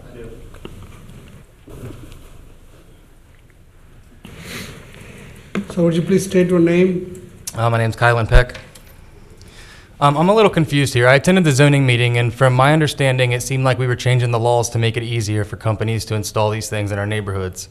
So that was the take that I got from being at the meeting myself. So I just wanted to bring some information for you guys. So the City Council of Mill Valley, a small town located just a few miles north of San Francisco, voted unanimously to effectively block deployments of these same exact towers. The residential areas deferred due to possible cancer concerns, and they used a urgency ordinance, which allows the City Council to immediately enact regulations that affect the health and safety of the community. So there are some possible safety or health concerns with these towers. So according to Joel Moskowitz, a public health professor at the University of California, the increase in many cell towers across towns and cities is a concern. Moskowitz says that the lower frequency millimeter waves used in 5G could cause major skin, eye, and nervous system problems, among other unknown issues due to the fact that no studies have been done to ensure their safety. I think it'd be great for Colerain Township to, take another look at that. I mean, we already have a Rumpke that's, possibly causing health concerns. So I'm curious as to what exactly is being voted on today and where are these towers going? I have a question about, am I allowed to ask a question? Go ahead. I wasn't sworn in. You're a trustee. Your study from that city, do they broadcast other signals off of that besides cellular signals? They just eliminated the 5G towers, so they still have 4G. I mean, but things that aren't cellular, like other I'm sure television signals or anything, just whatever. I'm sure they do, but these 5G towers use a lower frequency than other technology that we have existing.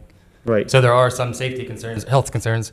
That's kind of, I guess you could say, as Greg would like to say, conspiracy, but, there's no fact or fiction proven whether that's true or not. So I think it's just definitely a concern. I mean, especially if we're changing the law to make it easier to put these things in. From my understanding at the zoning meeting, all they have to do now is apply for a permit, and they can put these things anywhere, in front of anybody's house, in front of anybody's, wherever they want.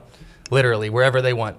And from the zoning meeting, they were saying that the reason that they're changing the amendment was because they didn't want to rent buildings from people, because then you had too many contracts. So they would rather, basically, from what I got, they'd rather use Duke's poles, their telephone poles, to mount these things on, because then they only have to pay one person to rent from.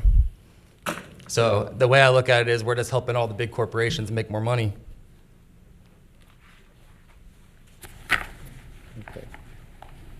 Thank you, sir. Okay. I have a question. Sorry.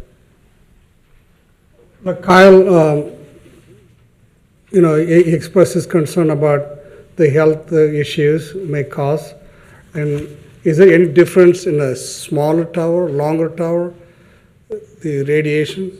I think what he's referring to is the difference in wavelength of the signals. And we are aware there's been studies pro and con. I don't think that we've ever seen a conclusive study that 5G does cause health problems. Obviously, if it did cause health problems and a study would prove that, I would hope that there would be more regulations coming down the line that would deal with that. We're looking at this as more of a zoning clutter in the right-of-way issue. So if I wanted to put in one of those right now, if I wanted to put one in yesterday, what process would I have to go through prior to this amendment? Prior to this, you would not need any permit from the township. Right, so I could just put one in. Yes. So an important point here is that this increases our control of where and how these things get deployed. Without this change to our zoning resolution, they just go in. That wasn't what I got from the zoning meeting I went to. That wasn't at all what I got from the zoning meeting I went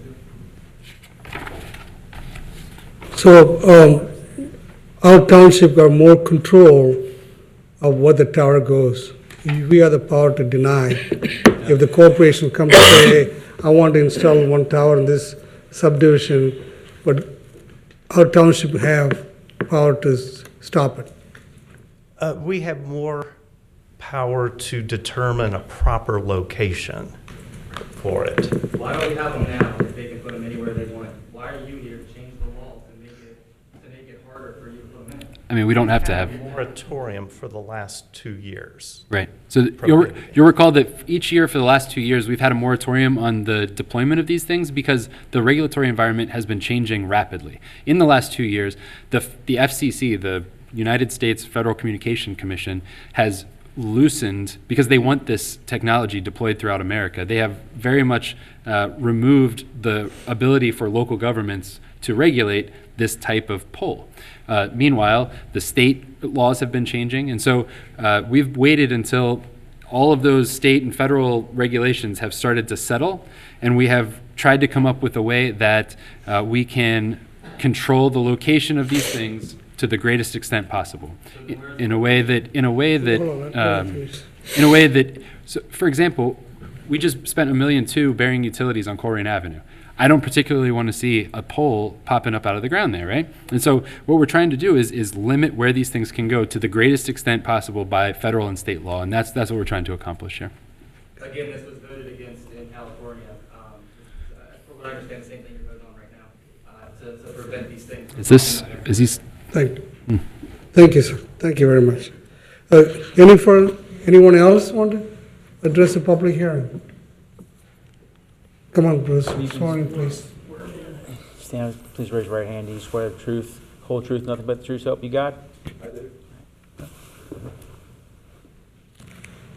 First, Brian, I wasn't going to say anything about any of this because the health physics of all this is, I don't think there's been shown to any studies to show there can be adverse health effects. Some people say there is, but what California is doing is what Europeans do. Is called a precautionary principle. If it possibly could be, therefore we won't do it. And Dan, what you're alluding to are, this room is full of electronic waves of different frequencies and intensities. And the federal government's going to rule in this case anyway, so, you know, where you want to put them so that they're not unsightly, I think that's what this regulation is really doing. Thank you, Bruce. Motion to close. To close the. I would motion that we close the public hearing on the cell tower amendment. I'll offer a second. Any discussions? Not for mine. Not for my. Roll call, please. Mr. Insco? Aye. Mr. Rajagopal? Aye. Mr. Unger? Aye. Board, the recommendation from staff is to adopt a resolution called Resolution Adopting Text Amendments to the Colerain Township Zoning Resolution regarding Hamilton County Regional Planning Commission's, oh, no, pardon me. I was reading the wrong, I was one step ahead here. Hang on. There we go, sorry, let me try that again.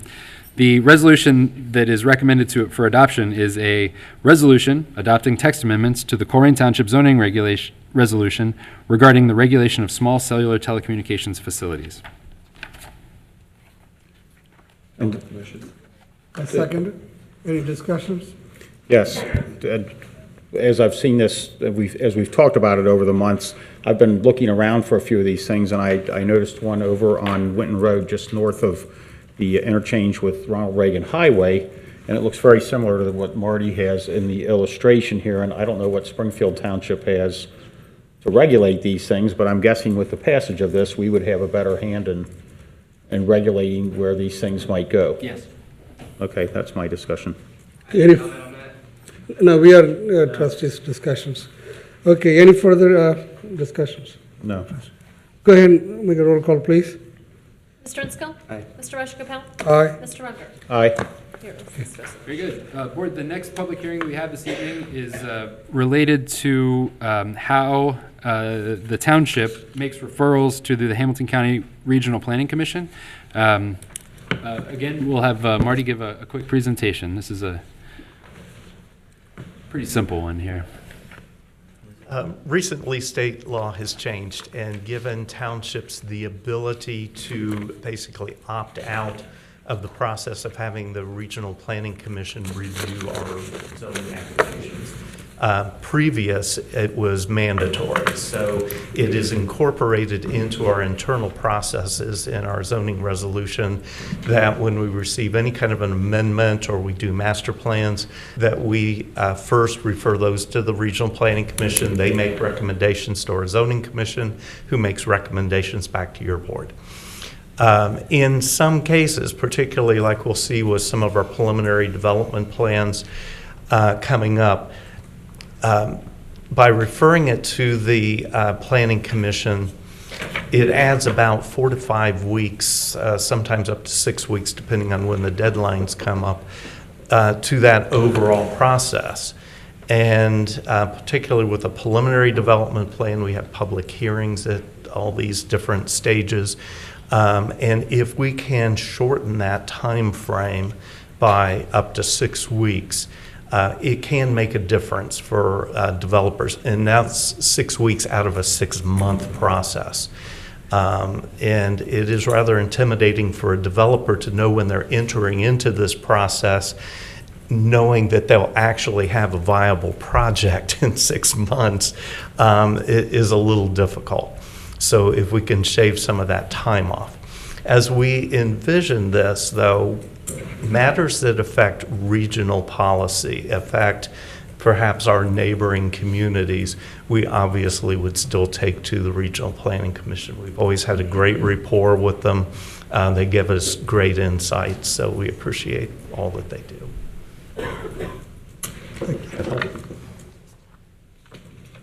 We have a motion to open up public hearing on this item ZA 2019-03, zoning text amendment, referrals to the Hamilton County Regional Planning Commission. I would motion that we open a public hearing on this amendment. I'll offer a second. Any discussions? None? Roll call, please. Mr. Ensco? Aye. Mr. Rajagopal? Aye. And Mr. Unger? Aye. Does anyone wish to offer testimony with respect to this public hearing? You please stand, raise your right hand. Do you swear to tell the truth, the whole truth, and nothing but the truth, so help you God? Stephanie Good evening. The question I have is, it says that we can choose to take it before Hamilton County. Who makes that? Who would make that decision whether or not something goes before Hamilton County Planning Commission? Our planning director.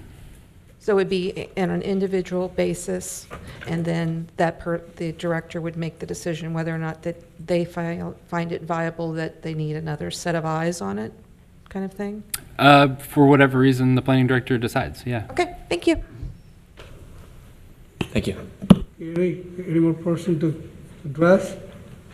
Okay, I want to close the public hearing on this ZA 2019-03 zoning text amendment referred to the Hamilton County Regional Planning Commissions. I'll make the motion. And I would second the motion that we close the public hearing. Any discussions? Not for mine. Not for my. Okay, roll call, please. Mr. Ensco? Aye. Mr. Rajagopal? Aye. And Mr. Unger? Aye. Okay, board, so the staff recommendation on this item is approval of a resolution that's called Resolution Adopting Text Amendments to the Colerain Township Zoning Resolution regarding Hamilton County Regional Planning Commission's zoning review process. I would motion that we approve. The one Raj just read off, he's moved it and he doesn't have it in front of him. I don't know. There it is. Go ahead. I would motion that we approve the Resolution 2419, is that correct? Yeah.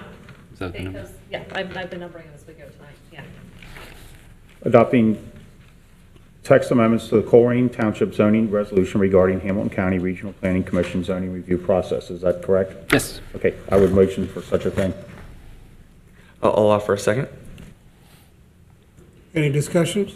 No. Not for mine. Okay, roll call, please. Mr. Ensco? Aye. Mr. Rajagopal? Aye. And Mr. Unger? Aye. Right, that's the resolution for your signature. Very good. Thank you, board. The next item on the agenda is a public hearing that relates to zoning case ZA 2011-4. It's related to a Panda Express, and it's a major modification to a preliminary development plan for the new development of a restaurant. For that, we'll bring up Mr. Marty Kohler. So he typically will do a staff report to the board, and then the board will make a motion to open up the public hearing. And so sounds good? This is a major amendment to a 2011 plan adopted for Northgate Mall. Everybody knows Northgate Mall. Next slide. The proposed Panda Express is an outlot directly in front of where Alta is located. This is sort of an aerial view of the proposed site. Next slide. Ground view. Another ground view. It's next to the main entry, Mall Drive off of Colerain Avenue. Next view. Next view. Currently it has 136 parking spaces. This is the 2011 plan to Northgate Mall, which sort of radically changed the way we looked at the parking lot. It created 7 out parcel pads, and this is the only pad that has not been developed to date. Next slide. This is the proposed site, and what you see in the circle in tiny letters, it says it was for a financial institution. The preliminary development plan set the use for properties, density and use. And because of that, we've actually gone through next slide, actually.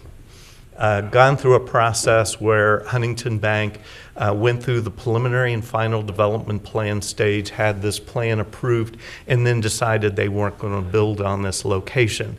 Panda Express is wanting to come in. This is their site plan, which you have in their packet. Because that use has changed from financial institution to restaurant, that's basically the only reason why it has to come through this process. After this is approved as a preliminary development plan, it will go back to Zoning Commission for a final development plan, and they'll look at everything from landscape and parking and circulation, lighting, the architecture of the building, and all of that. They have given us preliminaries on all of those things. It does look like they are going to meet all of our regulations except for one thing. Next slide. Parking. On this site, we have minimums and maximums that are allowed, and they're going to be asking for a variance on the parking, and that's the only thing that we're aware of at this point. And they're actually over their maximum. The reason, partially the reason is a portion of that site is leased to Alta for parking designated just for Alta because it's right in front of their store. So they need that extra parking for them, not for the restaurant. There's also extra spaces because Panda Express has more, they say, more sit-down business than most fast food drive-through restaurants. And so we believe that it's a legitimate request. In a shopping mall environment where you have all shared parking, it's a bit fluid, so being over by 15 parking spaces is not a particular concern for us. So our recommendation is for approval. Is there next slide? Oh, they were slightly under on their tree island size. They modified that since, so all their tree islands are meeting the standards. Recommendation is for approval of this preliminary development plan that will change it from financial institution to drive-through restaurant. The conditions that we're recommending are that all of the original 2011 recommendations be applied to this. That dealt with like a signage package for the mall that set height and size and all those types of things. And that a final development plan be submitted to Zoning Commission for final approval. So that is the proposal. Can I ask a question? So if we make this change and ultimately the developer doesn't build it, is it difficult to change it to something else if the lot doesn't get developed? If it changes Or what's use, involved in it? It would say, unfortunately, if it went back to financial institution, they would have to go through this process again. However, if another restaurant came along, they would simply go straight to the final development plan stage. Okay. And I hope they would follow through. They've obviously put a lot of work into it to this point. Yeah. I'm excited to have them. I have a question, Marty. This Panda Express, I turned it on, you turned it off. plan to sustain the business for a while? Sustain, keep it, how's that, the business doing very well. Our impression is the chain nationwide is doing extremely well. They're expanding all over the country. The applicant unfortunately wasn't able to be here tonight. They had a presentation at Zoning Commission where they showed their architecturals and so forth. And it's a company that originated in California and has basically spread across the country. Thank you. So recommend at this time a motion to open motion to open a public hearing. Yes, such a motion. Read that off. We have a motion to public hearing on this ZA 2011-04 Northgate Mall, Panda Express, 9679 Colerain Avenue. Major modification to a preliminary development plan. Okay. I would motion that we open up a public hearing for such a thing. I second it. Any discussions? Roll call, please. Mr. Frensko? Aye. Mr. Rajagopal? Aye. And Mr. Unger? Aye. This one gentleman signed up. Is anyone plan to provide Rich testimony? McVeigh. This on the Pan Express, yes. Please stand and raise your right hand. Anybody else? Oh, you're not, you Yeah, back. Rich McVeigh. Rich says he don't want to speak. Oh, you don't want to speak? Okay, go ahead. You swear to tell the truth, the whole truth, nothing but the truth? Step forward. I wish I could flip the screen so you guys could take a look at this for a minute. Look at the difference between when thank you, baby. Where Huntington, look at their plan versus Huntington's plan. And maybe I'm not reading the diagrams right, but look at all the trees Huntington was putting in there. And I'm kind of curious, was Huntington doing that out of goodwill and good neighborliness? Or were the standards different for a financial institution versus a restaurant? Because we just had multiple reports on where we want to go in this community as far as greening it up and getting rid of the concrete. And look what we're opting for. They are barely meeting the minimum standards. And so is the financial and the restaurant two different standards for the greenery? No, I can answer that real quick for the board. So this is a preliminary development plan, and a preliminary development plan considers three things. It considers density, intensity, and use. What we're talking about tonight is changing the use from financial institution to fast food restaurant. The next phase is called a final development plan. Final development plan, as Marty said before, has a landscaping plan, lighting plan, grading plan, all those architectural plan, all that stuff that you're talking about. So this just isn't all the big picture. It's not Exactly.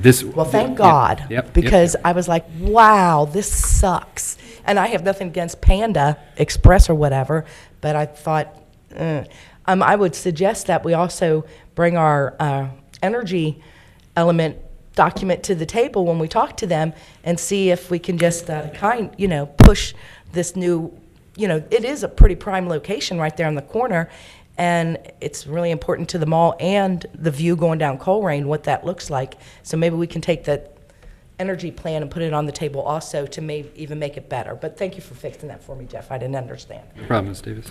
Okay. We have motion to close the public. Any further into speak? Okay. If none, we have motion to close the public hearing on this Panda Express. I would motion that we close the public hearing on the Panda Express as Raj has described. I'll offer a second. Any discussions? None from I. Roll call, please. Mr. Frensko? Aye. Mr. Rajagopal? Aye. And Mr. Unger? Aye. Here you go, board. At this time, it's the staff's recommendation. Once I get to the... Thank you. Staff's recommendation is to adopt a resolution entitled... No, that's all right. Jeff, I have it right. We have, the name of the resolution? I'm sorry, I'm just trying to... It'll be find it. Resolution 25-19, case number ZA 2011-04, Panda Express Northgate Mall, approval of a major modification to a preliminary development plan, parcel number 510-0103-0246. Thank you, Ms. Harlan. We have such a motion on the floor. I would motion that we approve such a thing. For a second. Any discussions? Not from I. Okay, roll call, please. Mr. Inscoe? Aye. Mr. Rajagopal? Aye. And Mr. Unger? Aye. There's that one. Okay. Very good. Thank you, Board. The final public hearing for this evening is also a zoning case. It's on a zoning case ZA 2012-01. It's related to the Joseph Toyota on Colerain Avenue, and it is a request for a major modification to a planned development district, PDB. Can we invite Marty down here? I would love that. Giving the presentation this evening will be none other than Mr. Marty Cole. Somebody buy this guy dinner tonight, would you?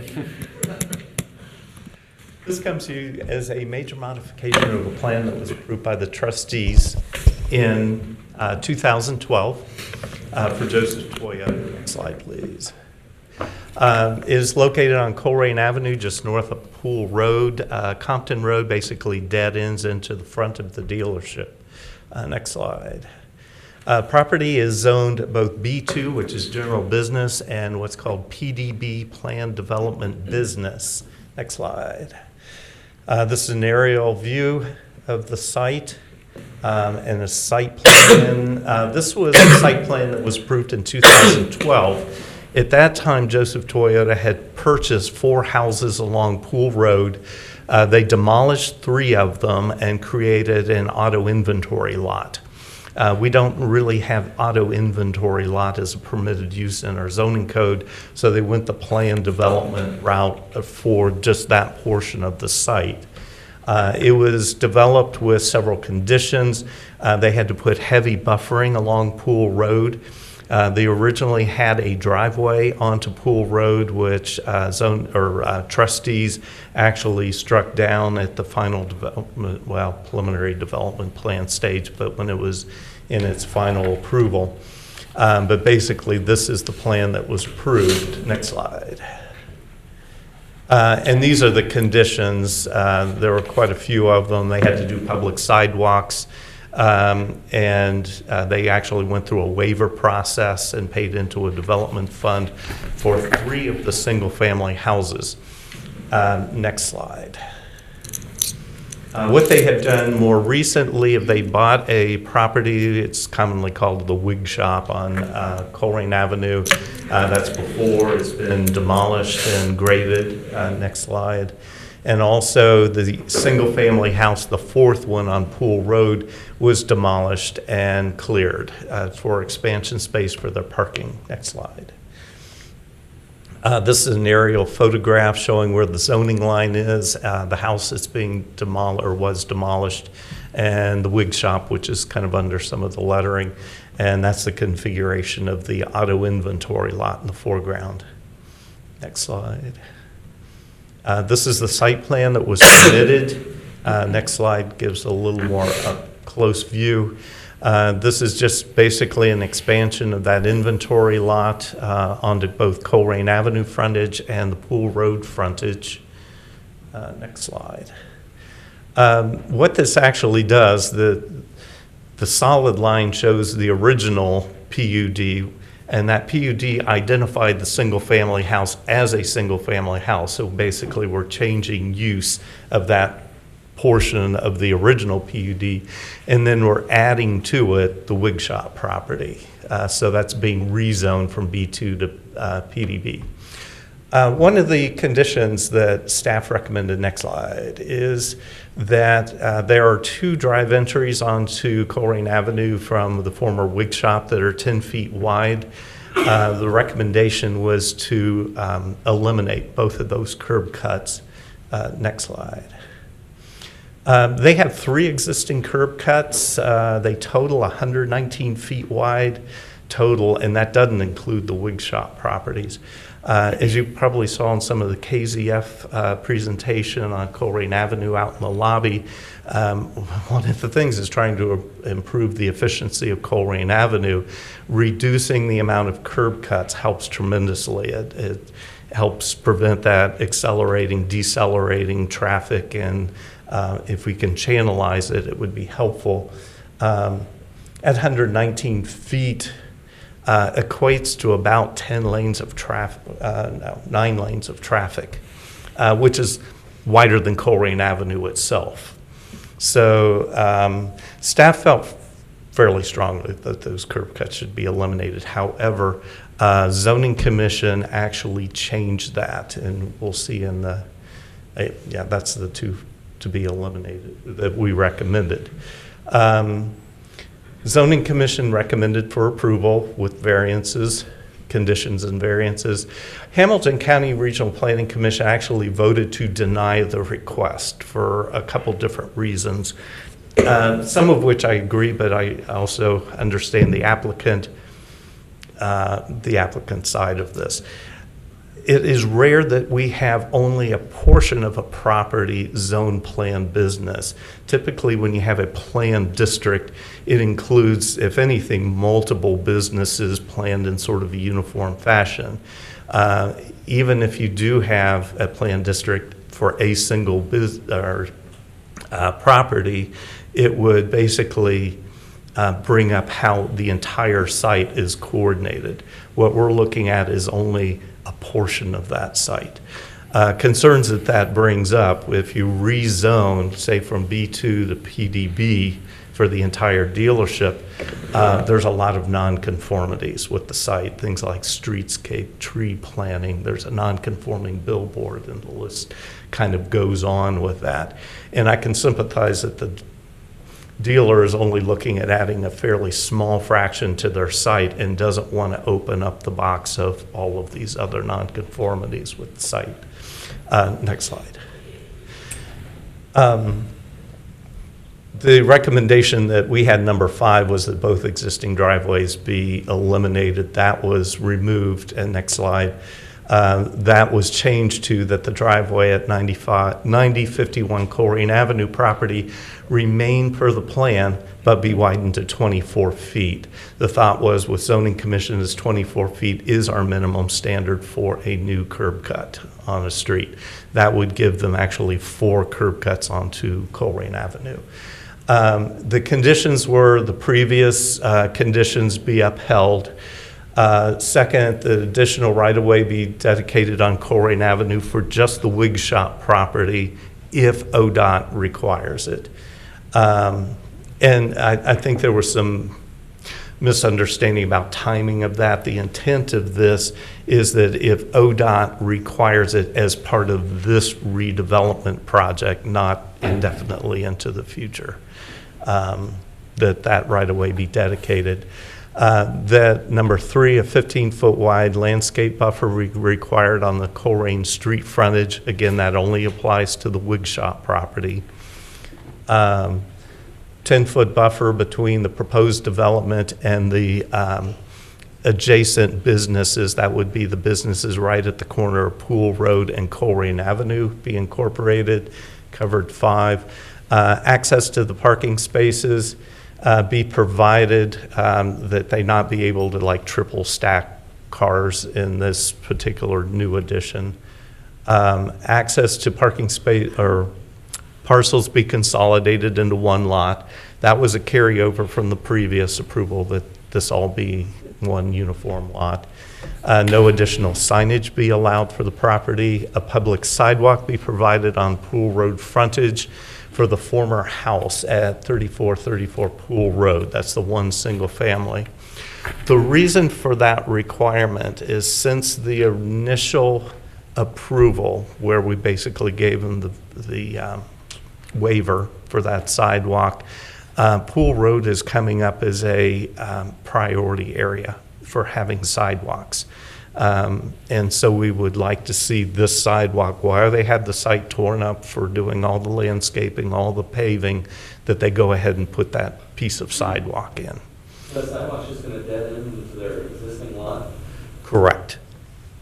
The idea is that hopefully being a priority area as we're collecting these sidewalk funds, as we seek other means of funding for sidewalks, that Pool Road will in fact start seeing sidewalks. It's a fairly heavily, you have things like the YMCA, Farbach Warner, things that are pedestrian destinations from the surrounding neighborhood, and that would be a desirable thing. Notice the county on the telephone pole right there, put a walk for pedestrian sign. Yeah, unfortunately, because pedestrians are walking in the roadway. It would be nice if they would extend the sidewalks at least through their property. There's nothing from Colerain, right? Right. Thank you, Dan. No, there is on the Colerain frontage already has sidewalks. Colerain, but once you hit Around the corner, you're correct. And it's incremental. As we have opportunities to be able to require sidewalks in priority areas, we would like to see sidewalks. Next slide, please. Oh, that was it. So are there any questions regarding this proposal? I like the idea of that. I seen that 3 existing exit drives from Toyota. It's really very confusing. Car coming from Crompton Road and Colerain, then the sharp left turn sometimes goes. So they're going to, you said, according to that, they want to shut down that exists? No. How they're going to modify that? The one at Compton, there's no proposal to modify that. What they wanted to do was keep one of the 10-foot wide exits that was the former wig shop, in addition to the ones that they already have, and keep the existing ones the same. What you'll notice, a lot of people don't know unless you've gone on their site, that traffic signal is actually a 4-way intersection. The signal goes into the auto dealer as well. So that's treated as a 4-way intersection for the traffic signal. Very good. Thank you, Marty. Thank you. So at this point, I'd recommend a motion to open a public hearing. I'll offer a motion to open up the public hearing. We have a motion for the public hearing. That's not it. It's a ZA 2012-01, Joseph Toyota, 9051 Colerain Avenue and 3434 Pool Road, major modification to a preliminary development plan. I would motion that we open up a public hearing on such a thing. I'll offer a second. Any discussions? Roll call, please. Mr. Insco? Aye. Mr. Reshkapel? Aye. Mr. Unger? Aye. I would ask that anyone who would wish to provide testimony, please stand and raise your right hand at this time. Do you swear to tell the truth and nothing but the truth, so help you God?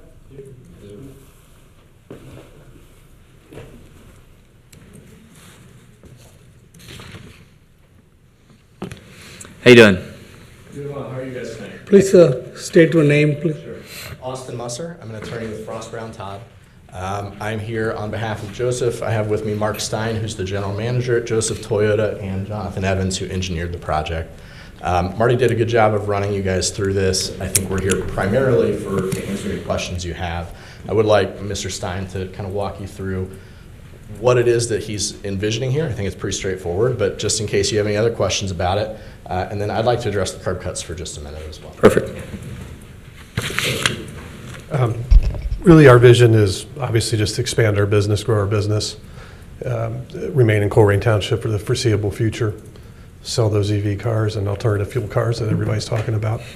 But just from a functionality standpoint, the northern curb cut functionally is only a right turn into the lot. There's really no way to make any type of turn left or right out of that. And then we have the one at Compton, which is a 4-way signal. And it's really 2 lanes out, a straight and a right turn, or a sharp left turn, and then of course a turn in, at the appropriate light. And then we had our existing curb cut. We purchased the wig shop, and we never intended to keep 2 curb cuts when we bought the wig shop. We did think that keeping one was reasonable. And the rationale is, I think it's a little underappreciated how much traffic we actually get on the lot during the day. We have 133 employees in Colerain Township, 101 at that address. That's Joseph Toyota. Our service department on average handles about 110 to 120 vehicles a day. Wow. So you got 100 employees, 110 service customers, not to mention the road tests that the technicians do on those cars. That's a lot of traffic before we even get our first customer to look or test drive a car, before we get our first delivery of oil or parts or the Pepsi guy or the coffee guy or anybody else that shows up. So it's a tremendous amount of traffic, at least up until 6:30ish at night. And just that extra release valve, we took kind of an internal survey, and a majority of our employees are actually going south when they leave the facility. They're either going down to Cross County Highway. The ones that live north tell me that they actually go down like Pool Road to Springdale and maybe get on 275 at Blue Rock or come back up depending on where they live. So they're not even really making an attempt to go north when they leave for the most part, because we all know how the traffic is going north. And that's really it in a nutshell. It's a safety thing to us, because the slower we can get people to drive on our lot, the less accidents we have. Car lots are weird. We have kids, people kind of just forget where their kids are sometimes when they're looking at a car, and they dart out. I mean, I've been doing this for 28 years. I mean, they dart out from the strangest places. So when we have these extra release valves and it can slow down traffic on our lot, it makes a lot of sense. And for us, from a safety standpoint, that's really all I have, but thank you. There's just a couple of additional things that I think Mark covers it pretty well. The 34 feet on the right-hand side, to me, that's not, I mean, you can maybe get in. That's not really a functional curb cut. And it's also not really part of this application either. So I know the question came up, what are we doing with that? Well, right now, we're not doing anything with it. That's not part of this application that's in front of you tonight. This application is further south. I will say, when you add all that up, you have, you end up with 85 feet, according to this of curb cut, which effectively amounts to 3 lanes of traffic out. You have a right out down at the 33 feet wide, and you have a right out and straight at the 52, and you have a left turn lane at the 52. That's not a lot of exits from this property when you consider that it's just the portion that's in this application, I believe, is 3.5 acres of property. And with the amount of the traffic that Mr. Stein mentioned, I'm aware of the KZF plan, and I think it's a great plan. In fact, I think this, I would suggest this helps that plan to some extent. We are proposing to close 1 curb cut on Colerain. We're also proposing to close a curb cut on Pool Road. We're taking down signage on Colerain, and we're installing landscaping on Colerain as part of this application. So I don't think that this is actually inconsistent with that plan, even though I know one of the aspirational goals of that plan is to limit the number of curb cuts. I think we're trying to help do that, but also recognize that there is a large volume of traffic trying to get off of this lot, and trying to be safe for the customers, trying to be safe for any other township residents who might be on the lot, and give people a way off. There was actually, I thought it was interesting, there was on your KZF plan, there's actually a service corridor that was proposed, a service lane that was proposed. Do you mind going back to our site plan? Yeah. This one? Yeah. There was a service, on the very far eastern side of our property, there was a service lane proposed to be installed along the back of that first row of buildings along Colerain Avenue. Obviously, this would also avoid the need for that, at least as it relates to getting to our property.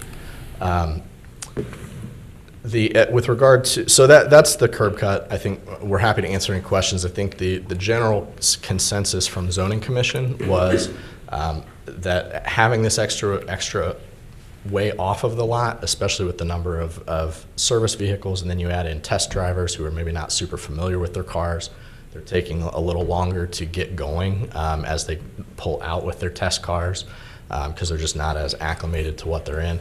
But that extra way off of the lot would be helpful. With regard to the requirement of the dedication of right-of-way, for ODOT, we are dedicating right-of-way to the township on Pool Road already as part of this. I have correspondence from ODOT indicating that they have no intention of accepting a dedication of right-of-way from Joseph Toyota as part of this application. So just to avoid any confusion, I would request that condition just be eliminated from the resolution. And with that, I think if you have any questions, we're happy to answer them. Thank you. Yeah, I guess I'll start this off. So I've got a few concerns here. I'm not so much worried about the curb cuts. We have a nice streetscape plan with nice street boulevard style streetlights, and my impression is there will not be any in this Wiggs lot. Is that correct? No, that's further north. Okay. That's one concern. My other concern is the sidewalk issue. So you're saying that you are going to be installing a sidewalk. Now, I'm going to do my best to kind of outline this here just so I can. You're saying yeah. You're stopping it right there. That's what staff has asked us to do. My response to you would be, we actually already paid into the township sidewalk. That was my next question. 2012 for the remainder of that Pool Road property. So I don't think we care whether we pay into the township fund for this little piece that's left, or whether we construct the sidewalk. Staff asked us to go ahead and construct the sidewalk as one of the conditions. We don't care. Are you willing to put in a sidewalk to extend it throughout your property and not just a quarter of the way or however long that is? We already paid for that. Right. Do you know, there's probably no way, you don't know off the top of your head how much you paid into that. Because obviously you saved some money by doing that. Personally, now I'm just a member of a three-member board, I would happily give you that money back if you'll pay the difference to extend it that far. Because the reality is, once we get to the end of your property, what is there, 2 or 3 houses until we get to the intersection there? The round top, is that? I think it's further than that. Is it 2? Maybe not. Okay. 2 or 3, okay. That's my personal recommendation, because to make a sidewalk that dead ends into your own property, that doesn't go anywhere, that you've already given us money to not put a sidewalk on, doesn't make a lot of sense to me. That's my main concern. I don't know if that's going to hold up my vote or not, but that is my main concern right now. Sounds like you're willing to do it, especially if we gave you that portion of money that you've already paid us back. Right. Yeah, so that makes more sense to the township. No, if there was some mechanism to get that money back, I don't think we would care. I think the reality is, if we give you that money back, though, it's not going to cover the whole cost, because that money you paid us is a small portion compared to what you'll actually end up paying. That's why we do it as an incentive. Also, like a pay the difference. I don't think that's accurate. I think the intent is that we are covering the cost whenever the township decides to do that, and they may not put the sidewalk on this property. They may put it somewhere else. But not for the whole thing. Yes, the whole cost. So cover the whole cost. And we actually just we increased the price since 2012 that individuals are able the cost to pay into the sidewalk fund. The idea is that it's supposed to cover, if you're going to build, 30 linear feet in a place that doesn't have sidewalks, we would rather take 30 linear feet and make a connected trail network someplace else, or connected pedestrian sidewalk facility some other place. A lot has changed from 2012 to 2019, and since in that time, we've done a sidewalk plan and identified the Pool Road corridor as a priority area. Yeah, I think it only makes sense to connect that. So you're saying they've actually paid into those other 4 lots the entire amount of the sidewalk, not just a portion, percent. As it was calculated in 2012. Okay, so there's a little bit of a... Sure. Okay. Okay. I think that's what I needed, actually. Okay, thank you, sir. Thank you, all of you. Thank you. There was somebody else that wanted to speak. Carrie, raise your hand. I think Mike Parsons wanted to speak also.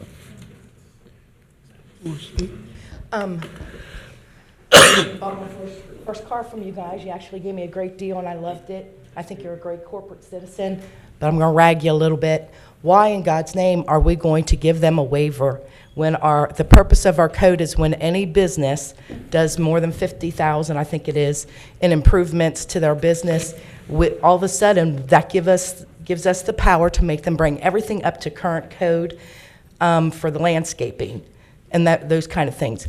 So I believe I heard you guys say you guys agreed under the previous plan to let them not upgrade the whole frontage of their property. And I guess Jen is my hero today. She opposed this. The county opposed this. It opposes the energy plan you guys just looked at, and it opposes the Colerain Corridor Study. So you got all of this crap that says don't do it. This is not the direction we want to go into. I would like to see Joseph be our leader and follow the rules just like everybody else. I don't think they need a waiver. They're doing really well. I'll probably buy another car from them. And I'd like to see them be the leader on Colerain Avenue and show all these other businesses how to do it right. I don't think we should give them a waiver whatsoever. It's inconsistent with everything else we are approving. Greg, thank you. I think that bringing up the sidewalk was brilliant. You're absolutely correct. It needs to go as far as it's supposed to go. We need to start fixing our waivers that we gave. I think you're absolutely correct. But we've got an awful lot of people and a lot of programs we paid money for and studies that tell us do not grant a waiver on this. And so if I'm understanding it correctly, we're fools if we do. So I would like to see us make them implement it fully. And then the impervious cement thing, that everything we're doing says get away from that. So I want them to grow and be successful and sell me and my grandkids cars, but I don't think we can do it at the price, you know, we pay for it. And also, I reviewed a whole bunch of zoning hearings in the commission, and the one thing Jenna is always saying in there, this will set precedent. So whatever we do in any waiver, any compromise we give Joseph, then every single other business on Colerain Avenue is going to have a right to ask for the same. We will be setting precedent by awarding it to them unless we can figure out a good reason, and I don't see any good reason. Thank you, Carrie. So who else? Mike Parsons?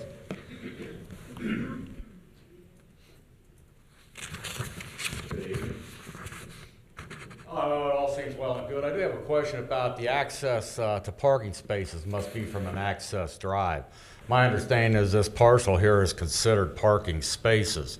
Is that going to necessitate additional access drive from Pool Road? I'll let you answer that. I don't think there's an access drive there. What does that He'll answer it. He's going to answer, Mike. If I may, I can answer that. That has to do with, if you look up, I'll actually go over there and point at it if I can. My understanding is that each of these are considered access drives. If you look right here, you've got two spots that you really couldn't get in and turn into. And so that condition is asking us to take these two spots out so that all spots can be reached from a drive lane. So it has nothing to do with the Pool Road access, and I'm actually glad you asked that, because I neglected to mention, that was one of the reasons Regional Planning Commission recommended denial, among others. The site plan that we gave. Use the microphone. Yeah. Sorry. If you have more, I'm happy. Well, I might have a follow-up. Go right ahead. Just a quick explanation. The site plan that we presented to Regional Planning Commission was substantially different from this one. That one was based on a long series of negotiations and discussions with staff.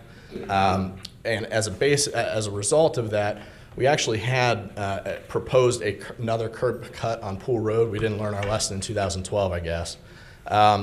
That Regional Planning Commission was loud and clear. They did not want a curb cut on Pool Road. And so when we brought it back to the Township Zoning Commission, we gave them this site plan, which is very different. It has no curb cut on Pool Road. So that was one of the big reasons why Regional Planning Commission recommended denial as well. It really had to do with that curb cut on Pool Road, as I understand it. So there is no curb cut on Pool Road? There's no curb cut on Pool Road that's proposed. Pool Road will extend the fencing that's on Pool Road that's there now. We'll extend it down to the end of our lot there, so that it's one consistent buffer with some fencing behind it. Are you able to make that match? Because you've got a fence there that's been there for a few years. It's a little weathered, obviously. Landscaping, trees are a little larger. Are you able to match that, or did you intend to match that identically? The intent is to match it. I don't know that we'll match the weathering exactly on the fencing. We can try. I don't know. I don't even know if it's possible, but we can try. As far as landscaping, I mean, we do intend to landscape this all. I'd just reiterate what was discussed earlier, that's really a final development plan consideration. I don't think it's fair to say that we're trying to get by on the landscaping. In fact, I think we satisfy the impervious surface ratios required in your code.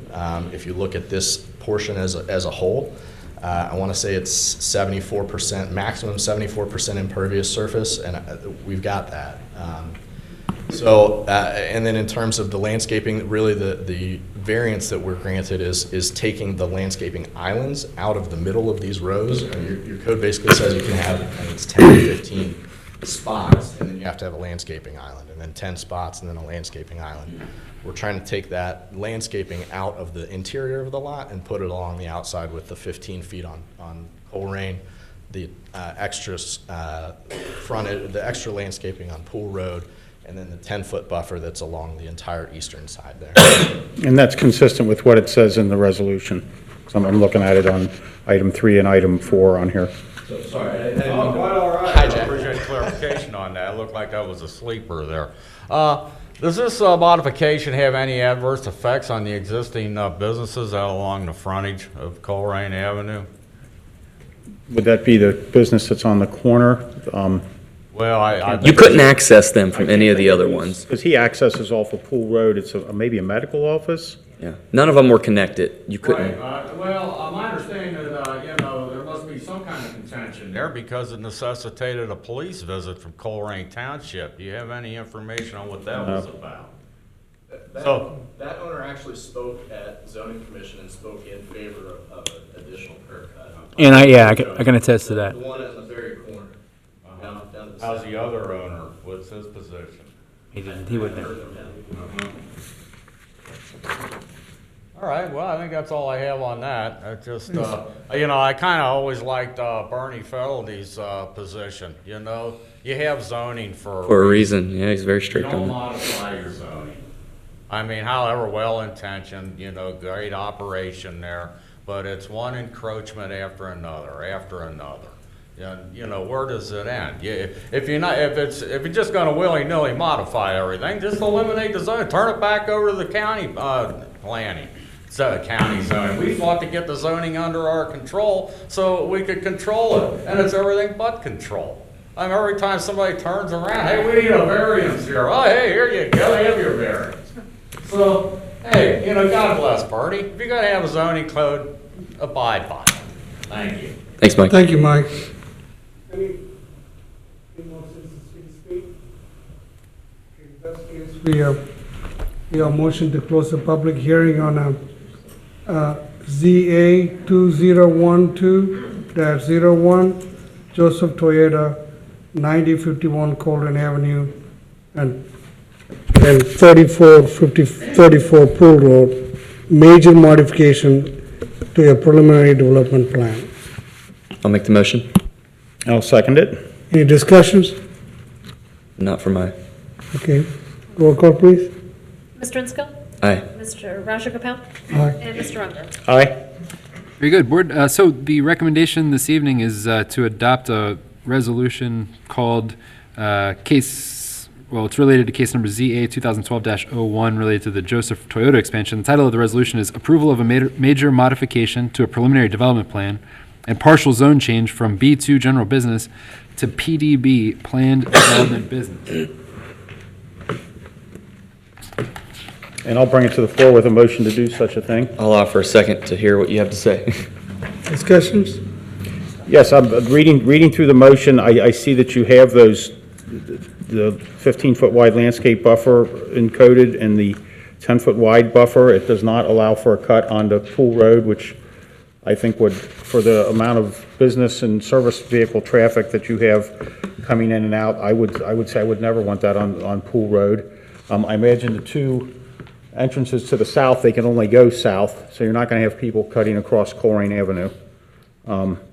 And yes, I'm not so much in favor of changing zoning, but then again, your business has changed tremendously. You've grown and you've added different products and different cars, and then you mentioned the number of people you employ there, and so I understand that also. Thank you. You got any questions? Yeah, my only concern here, and forgive me, I'm still a little under the weather here, so I probably sound as bad as I feel. My real concern here is just this sidewalk issue. To connect this to Round Top, obviously we know we've got at least 2 or 3 houses there that we're going to have to work with the owners. But we've already got one owner here that has essentially used to have 4 of those parcels. I guess now it's 1, but The one they are, if I'm understanding this correctly, they do intend on putting sidewalks in, and if I'm understanding this correctly, we actually have their money, minus obviously the cost of work goes up every year. It doesn't get cheaper. But if I'm going to vote on this in favor of this, what I really want to see is this, at least the sidewalks through their property, because it'll be a lot easier to get the other two neighboring properties when you've already got them there. But the reality is they've already paid into our sidewalk fund, so we're going to have to expend some of that money. If we have their money essentially in the sidewalk fund to do those previous 3 or 4 lots, whatever it was, and they're putting up their money to do this current one at the current pricing, my suggestion would be that we would work with them to go out to bid, because obviously, the more you do, the better you're going to get on a price. If you pave 1 block of concrete, it's going to be a lot more expensive per block than if you have a long section. So, with the support of another trustee here, I would be okay with accepting all this as long as we're going to fix this sidewalk situation. Because what I don't want to have happen is they put in a nice shiny new sidewalk, it goes through a quarter of the property, and then it stops, and then years later, it doesn't go anywhere. At least if we can get that solid chunk done all at the same time, then really we just have to work on the other 2 or however many it is, 2 or 3 neighbors to get the round top. I just think that's important. You're right across from a nature preserve, far back corner. I don't doubt for a second that those the residents that live in that neighborhood would probably like the walkability of that, and it just feels like the right thing. So I don't remember why I was walking there, but I specifically took a picture of the sign that said "Watch for pedestrians," and I remember the water runoff was so bad. And there's a culvert right there too. It's so dangerous to walk on that section. I guess that's the tipping point for me. As long as we can make this sidewalk deal happen for the duration of your property, not just that first quarter. And I assume somebody's got to eat the difference of what you paid into the fund and what it actually costs by today's money, to do that same amount. We'll have to figure that out. But either way, I think that's the main thing. And it sounds like you guys are willing to, you've already been willing thus far, so. I'm going to ask a question. Go for it, please. So once this is done, and let's say the sidewalk only gets built a quarter of the way, there's nothing Joseph could do to stop us from eventually, they would have already given us consent to build a sidewalk there, or would we have to go back to Joseph to? We'd have to go back. If there are 2 trustees that agree with what Trustee Insko is talking about, one way forward would be to rescind the motion that was just made, make another motion to table, and then allow us to have the conversation with the applicant about how to execute what you're talking about. Because there's because what's happening, because you said 2, you mean all 3 of us this has to be a unanimous? There's nothing they could do to stop us from eventually building the sidewalk when we got. There is. It depends on where the right-of-way is, and it depends on, so if we wanted to build a sidewalk and we had all of the right-of-way that we needed to construct it, and we had all the right-of-way, not just where the sidewalk is, but we didn't need any construction easements, then we could just go build it. But that doesn't happen very often, and I'm not as familiar with where the right-of-way lines are here. It may be the case that we would need to buy right-of-way. It may be the case that we need a construction easement, and they could say, no, you can't have a construction easement, just like we saw in Joseph Road with Kessel Park. Yeah. Right? Yeah. So we would need a construction easement from Joseph. Potentially at some point. Sure. Or right-of-way. I'm not sure what the configuration is. If we eventually wanted to put sidewalks there, which we haven't done to this point. Right. One way forward, I don't know. I think that it's something, if that's something that's really important to you, then maybe giving us time to go back and discuss the matter with the applicant and coming back with a mutually agreed upon way to get a sidewalk from where, across the whole project, we can do that and we'll bring it back in 2 weeks. Yeah, that's kind of how I'm leaning, actually. With a construction easement having been negotiated. Well, with some mechanism. Some sort of an idea, because we don't know. For all we know, we don't even need one. Maybe it's a construction easement. Maybe it's a partnership of where we have sidewalk funds. We've identified this as a priority area. They've already paid into it. Maybe it's a partnership where. Yeah, this might be a part of a bigger picture. If I'm right. I tend to think that, not speaking for the guys that are spending their time here tonight, I tend to think they would give us a construction easement, which is why we carry this off to the next meeting to make sure we had it. All due respect to the Josephs, I was not positive that we were going to get a construction easement on Joseph Road. to construct the Joseph Road. So, And that was a big deal. That was a big deal. So, I don't know, maybe not. It's Well, up then, to- I think we need to have that conversation too, when that time comes. And for those reasons, I guess I would side with tabling it, as much as I hate to do that. I know I don't like holding things up, but please, I don't like holding things up, but at the same time, I think this is probably the right time to have that conversation. And while we're still in the discussion on this motion, so Right. your goal would be what? Well, we've got the sidewalk fund for a reason. Your goal would be just to make sure they will allow a sidewalk to be built there someday, whether it's right now or... At least through there, but I think Jeff hit on a bigger picture here with, the Joseph Road piece that we really need to make work one way or another. It's just the right thing to do. It's just the right thing to do. All right? So there's a, yeah. So what's the next? So there's a motion on the floor right now to approve, I believe, and this is where we're in discussion. My understanding is you can make a motion you move to rescind the motion, vote on that, and then make the motion to Is table. that correct, Scott? All right, I'll make a motion. Two motions, the motion to approve this, then No. amend it. Whoever made the motion needs to make. Or put a clause in it. Whoever made the Made motion, the motion. Okay. I made the motion to bring it to the floor. so then you would make the motion to rescind if that's what you want to Everybody do. in the Yes, audience... please, if in the audience, please. Hold on, please. Okay, let me give my comment. I seen Joseph Toyota grown from the small to large, brought a great economic development for the Colerain Township. They're doing a very successful business. Our goal is, in the township, any business want to improve and bring prosperity to the township, we help them.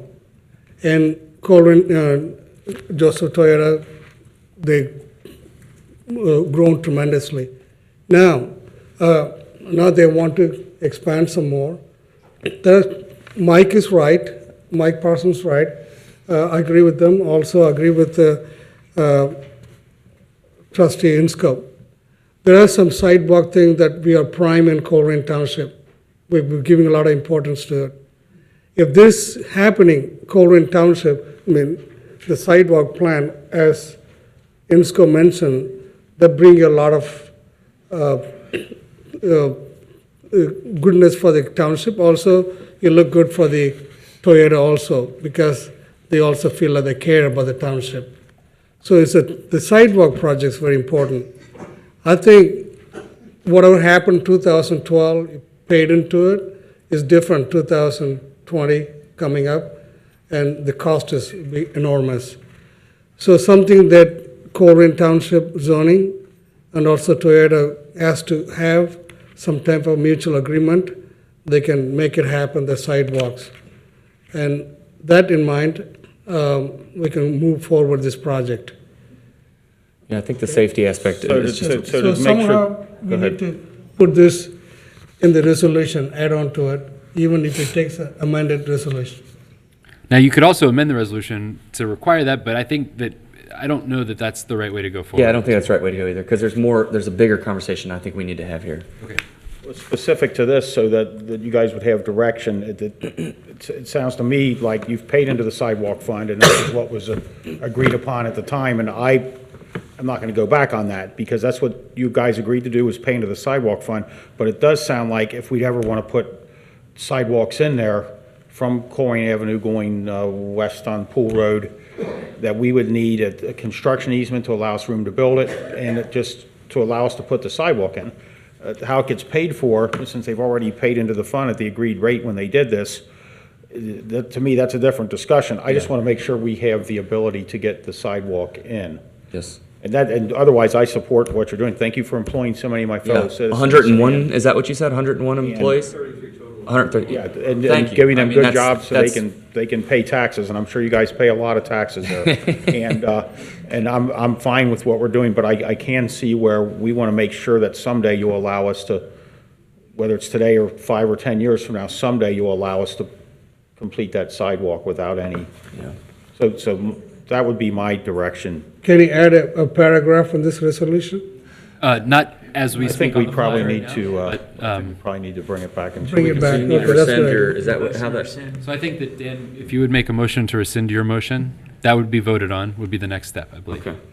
I would make a motion to rescind my motion earlier on this this case ZA 2012-01 Joseph Toyota expansion. And I would offer a second to rescind Dan's motion. Any discussions? Nothing more than I've already said. I think that's all I want as a trustee, is just someday you'll allow us to build a sidewalk and give us an easement so we can construct it, and then you would have the temporary construction easement back and our sidewalk would be built. And I would ask Scott to sort of draft that and work with the councilor so they can get it done as quickly as possible so they can still get this done in this construction season, because it's already the middle of July almost. So I would ask that this comes back as soon as possible. And I have no other discussion. Okay. Heather, roll call, please. Mr. Inskel? Aye. Mr. Rajagopal? Aye. And Mr. Unger? Aye. Okay, and now we would need to rescind. No, Rescind. now we need a motion to table I'll make a motion to table to the next meeting. until the next meeting. I second it. Discussions?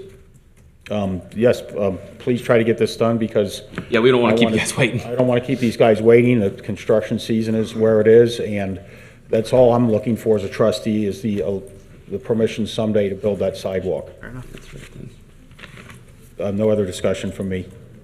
Roll call, please. Mr. Inskel? Aye. Mr. Rajagopal? Aye. And Mr. Unger? Aye. All right, Dan, let me have that resolution back. Okay, very good, thank you. And I just want to take a second, now that we've completed all of our public hearings, to thank Marty for stepping up and handling all that. That was a lot of work. You did a very good job. Thank you, Marty. Thank you. Now go Thank you, collect a everyone. dollar from everyone for dinner. Okay, the next on the agenda Did Marty is... go home, by the way? Is he safe to? Yes. Okay. Have a good night, Marty. You're the man. Okay. Yes, please.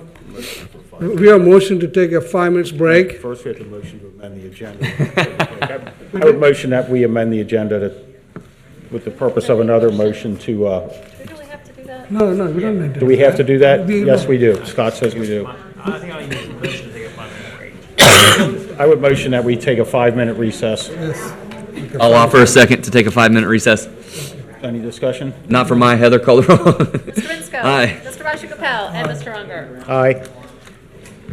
5-minute recess. We'll be back in 5 minutes. All right. Do we have a flyer on that? Take a roll. Perfect. Thank you. Roll call now. We are back in session now.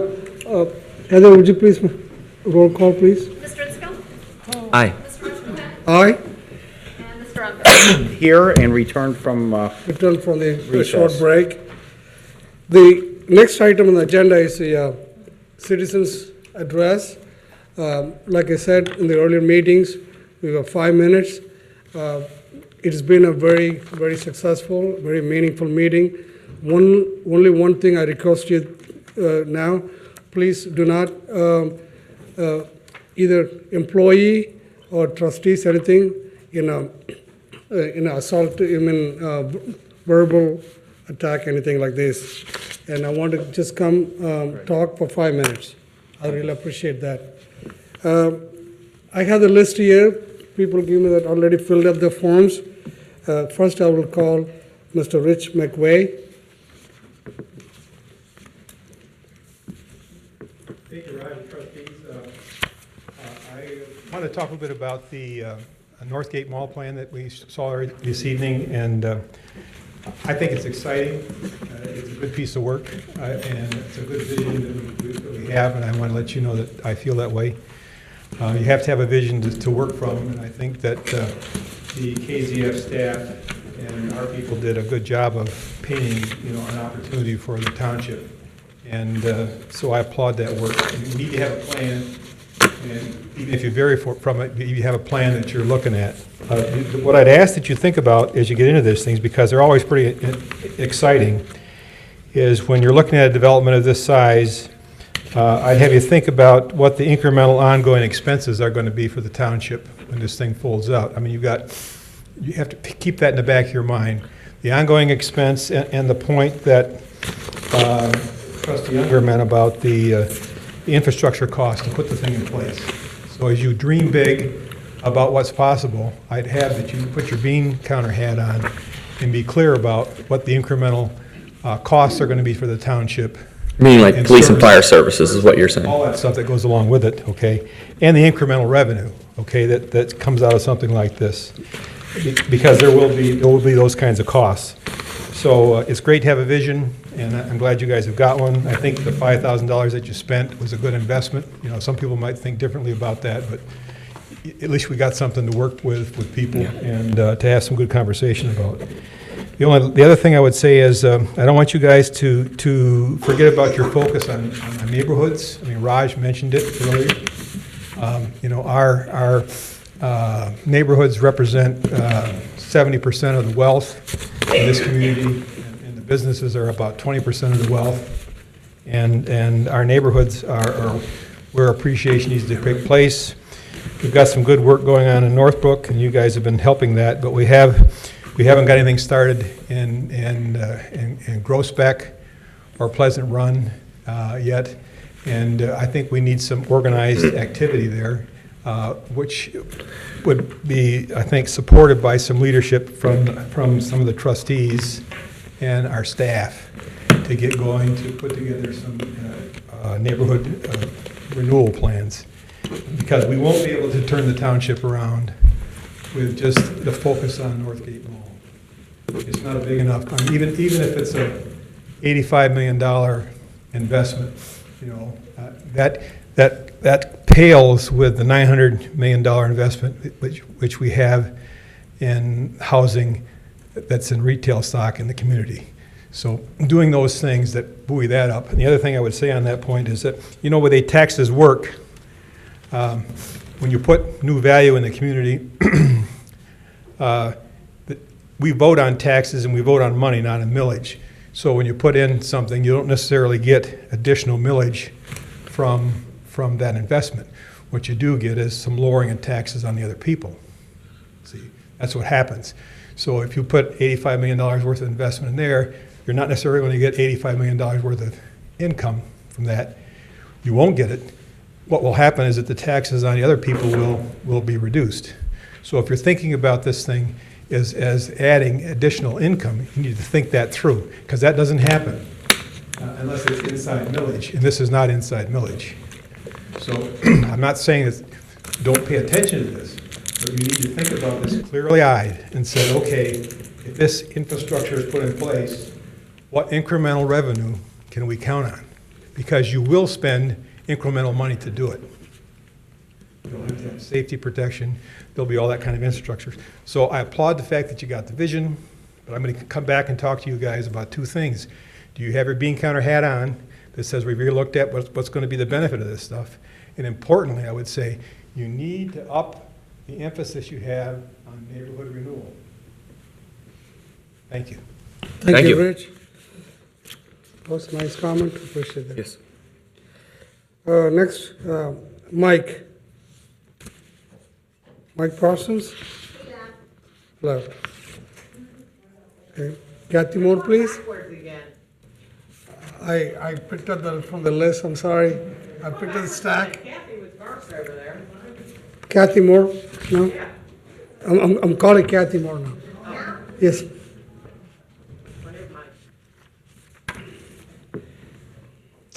Good evening. Good evening. First of all, am I right that the board accepted a resignation from Jenna? Is that what? Let Scott answer that. You know, I'd like to use the 5 minutes. Go ahead and talk, then I will answer at the end the question, please. Okay, I just wanted to know. Yeah, go and talk for 5 minutes, then we'll answer questions. I wanted to know what the effective date of that was.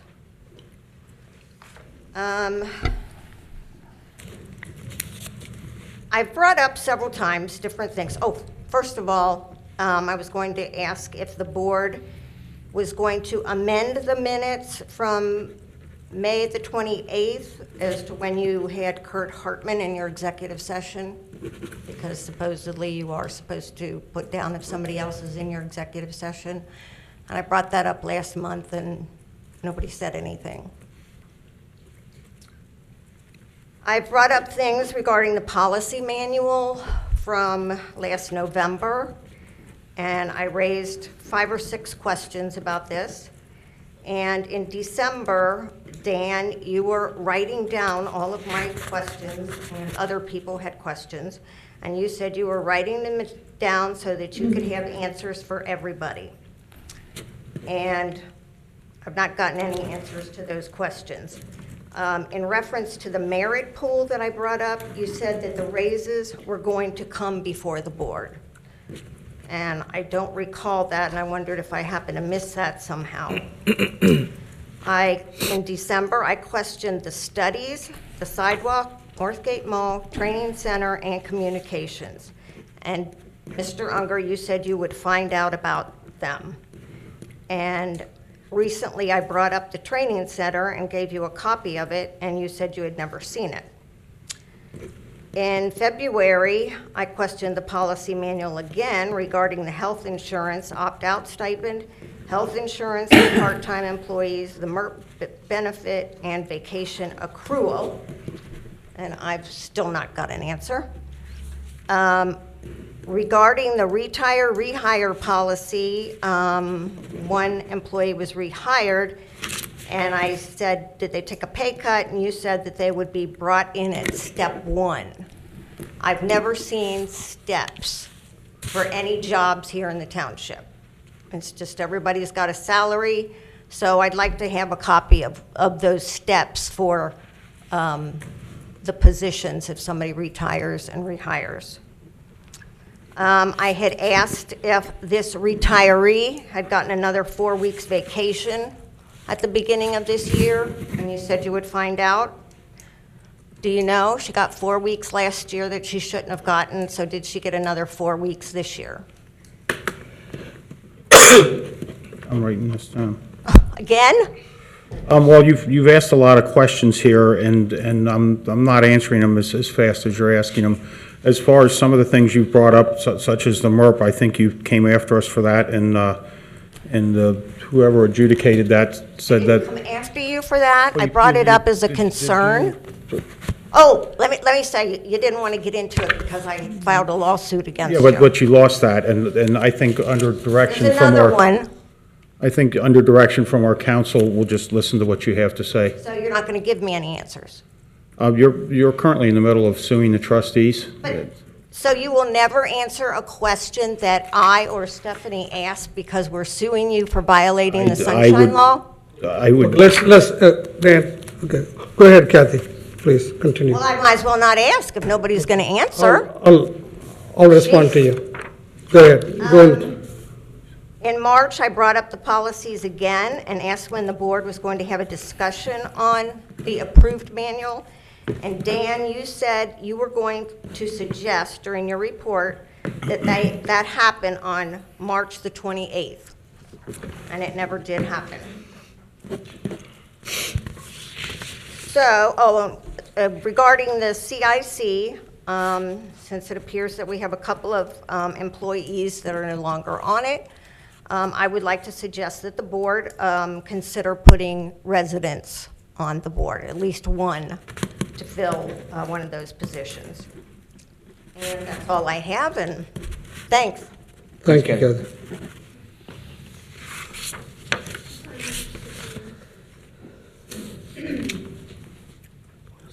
Stacy. Stacy.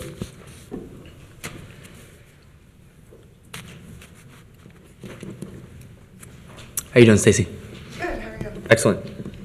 I'm here tonight because, as you guys know, I live at the 8230 Royal Heights property that borders up against the walkway, the public walkway, from Royal Heights to Galbraith. So what I'm wanting to do is we currently have a chain link fence that comes up to the edge of the front of our house. What we want to do is tear that down, put up a 6-foot privacy fence. Current zoning laws say we can only go up 25% of our house with a 6-foot fence. So that would leave our AC unit completely open to the public walkway. Yeah. What we would have to do is try to get a variance, and we have to get the direct neighbor on board to approve that with us. As you guys owning the property. Are we considered the direct neighbor on that, or would it be the house? You don't need the direct neighbor to approve a variance. You just need to make your case. There are certain criteria that our BZA have to apply to each type of variance. There's a use variance and an area variance. And so they have to take these standards that are in law and apply them to your case. And one of those standards is not, does your neighbor allow or want this? That's what we were told last year when we asked zoning about it. We will be putting a gate, so if Duke Energy had to get back there for something or something like that, they would be welcome. I mean, they go through there now. They just take our D-lock off. We do have a pool in our backyard, so this will just give us a little more security on our pool, as well as our home. We've already had the fence jumped and our home broken into. So I tried to get the walkway closed. That didn't work out for reasons. So I think this is the next best step to keep our house safe, keep the trash out of our yard from people on the walkway. So that's why I'm here tonight, and the increased traffic, the foot traffic. And this is mostly in the middle of the night. Teenagers, all hours of the night. I have them on video camera. Especially during the summer. Up and back, Yeah. 216, 418. So I would just like to get this fence all the way up to the front of the house, just on the walkway side. The other side of the yard is gonna remain the same. And just for protection of our property, my dogs. Do you have a motion detector on that side of the house? I meant to ask you that. We have a camera that detects motion. But not like a light? That would certainly. Yeah, we have that on the back of the house in case somebody goes out by the pool at night, it pops on and we'll see it in our bedroom. So that's what I want, is just at one side. It'll give us a lot more privacy in our backyard. Make our house look better, like the property value raise, make Colerain look better. I think everybody would win it. Stacey, the only way actually to do this would be to get a variance, and so you'd have to apply for a variance with our planning department. Yeah. And they told me I needed support on it. That's not And one. I have to pay between $300 and $400. That is the fee, yeah. But one of the criteria for granting a variance is not neighbor support. So you don't need neighbor support to grant a variance. And how soon could that happen? Because we're wanting to put this up rather quickly. I know. I would recommend maybe pop in tomorrow and talk to Jesse or Marty. They work tomorrow. Can you give them a call? Yeah, I will call. Okay, give them a call tomorrow, and they'll walk you through the process. Okay. This address, you wrote down, you live in? Okay, we got There's some. been out there, Dan's been out there. They Oh, know okay. everywhere I live. The next thing is maybe with consideration of the active teenagers running through that walkway at night. Maybe just have some patrols go through at different hours of the night. I haven't seen any. I'm not saying they do. I'm not saying they don't. But they're probably not expecting 12, 13-year-old kids to be running through there in the middle of the night. So I was going to talk to Danny about it, but he was getting on vacation. So I just kind of wanted to let you guys know. I think that's all I have. Thank you, ma'am. Thank you. Okay, before I call, so Kathy, we mentioned your last address, some of the questions you asked. Okay, you asked many times. I'll talk to them, make sure that it will be answered. Okay. Thank you very much.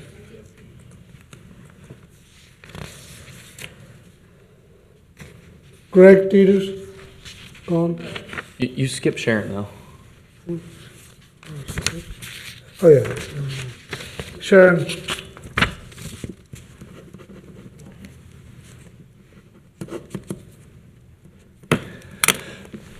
Good evening. Good evening. Thank you very much, Greg. Thanks for skipping me, Raj. I don't think you did it on purpose. Well, first I wanted to tell Chief Cook, thank you.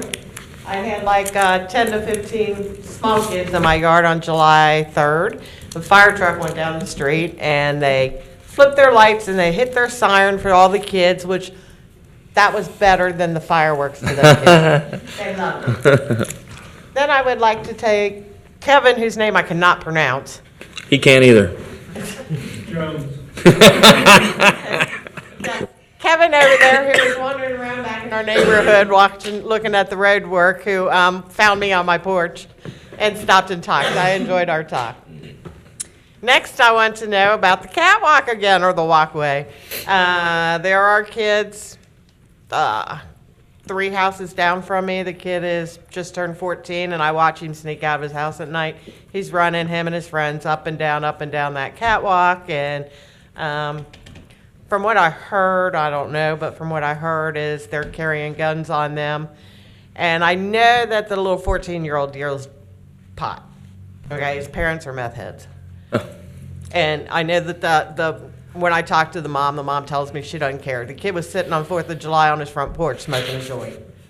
And he's 14. So when are we going to get our police patrol back there during the nighttime to catch the little kids that are running back and forth? Well, 321 cops all day long. Because the kid lives 500 feet from there, so by the time you get the 3 dialed, the kid's in his house. If there's a 14-year-old running around with a gun, please go report that right away. That's a 911, yeah. That's not a 321 You cops. can go report Well, it. that's just what I heard. I've never Okay, seen him I mean, with it, so I don't know. Okay.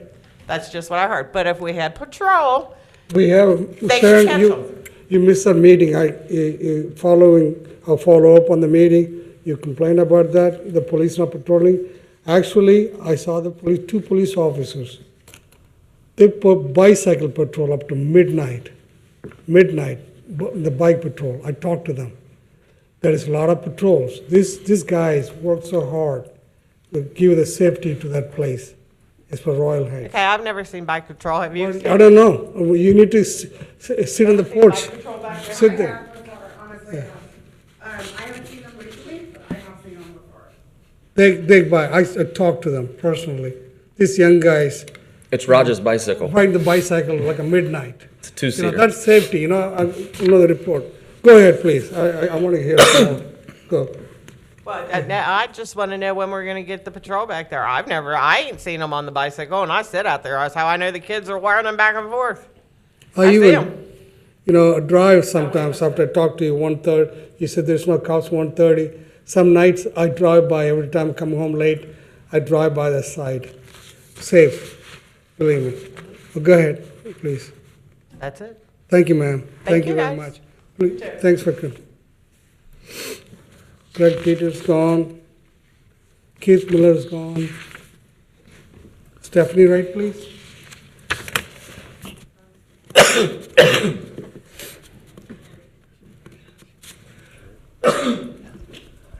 Sorry. Should I address my questions to the attorney or to the board? I'd like you to speak with your concerns. Okay. The main thing I have is, I just wondered if the board or the administrator or our law director was aware that the contract for police services between Colerain Township and the Northgate Mall is expired. It expired on June 30th, 2019. Is it Scott? You know of that? I don't know. I don't have that in front of me. No. Great. And a lot of times there's Continuing. continuing causes. It happened last year as well. I brought it to the attention of the board last year when the contract expired. The police officers were still on duty at the mall and getting paid from the township. And then the contract had expired. I guess my question is, why do we have contracts, agreements, rules, zoning codes? If the board and the administration isn't up to date on everything that happens that concerns me as a resident. I like to have the security that all the I's are being dotted and all the T's are being crossed from the people who have been elected to be representatives of our township, and have the faith in the people that they hire to have our best interests at heart. And I often don't feel that way. Regardless of a lawsuit that I have with the trustees on how they do procedures, and I feel that they violated something, I'm still a resident of this township, and you are still my elected officials. I don't think it's too much to ask that if I call you, email you, try to contact you some way about a question or a concern I have as a resident, that you don't find my question relevant. I feel that often, because I do speak out and ask questions, that I'm discriminated against. This is how I feel. I feel discriminated against, and that your decisions are often biased on how you respond or don't respond to a resident. I called today to leave a message for a trustee, and while I was listening to the options, it said to press 8 for parking permits. I'm pretty sure we don't have parking permits anymore. So how do all these things, as simple as they may be, continue to fall through the cracks? You know, you might think they're trivial. People might think that me coming up here every meeting and saying what I think is good for our community is a waste of time or energy. I don't feel that way, or I wouldn't continue to do it. I have a few more questions. I doubt if they'll be answered, but I'll use my 5 minutes.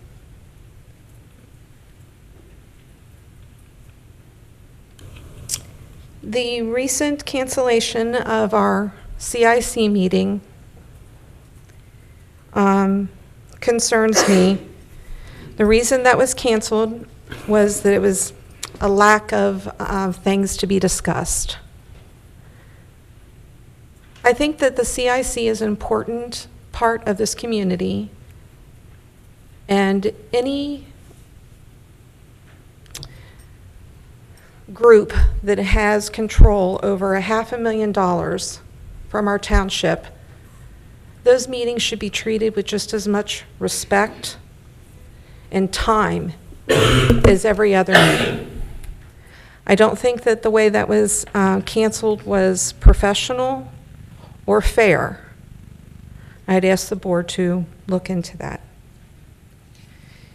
I'm very saddened by the loss of Jenna LeCount. I was surprised by that this evening. She's always been professional and kind to me and my concerns. And I'm starting to feel something might be awry. With the township this large, and within the past 4 weeks, we've lost 2 key employees in our administration. I think that might be a red flag for something, and I'd ask for you all to look into that. Thank you. Thank you, sir.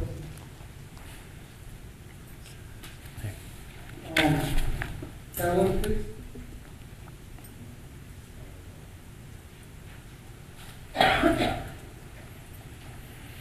How you doing, gentlemen?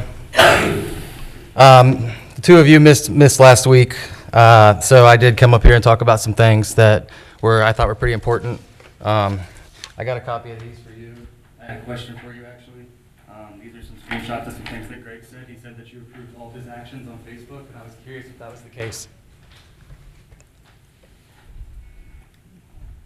I'm the attorney for the township. He said that he asked the attorney for the township that he approved all of his actions. You can read it right there. Any counsel that we would have given him would have been attorney-client privilege, so.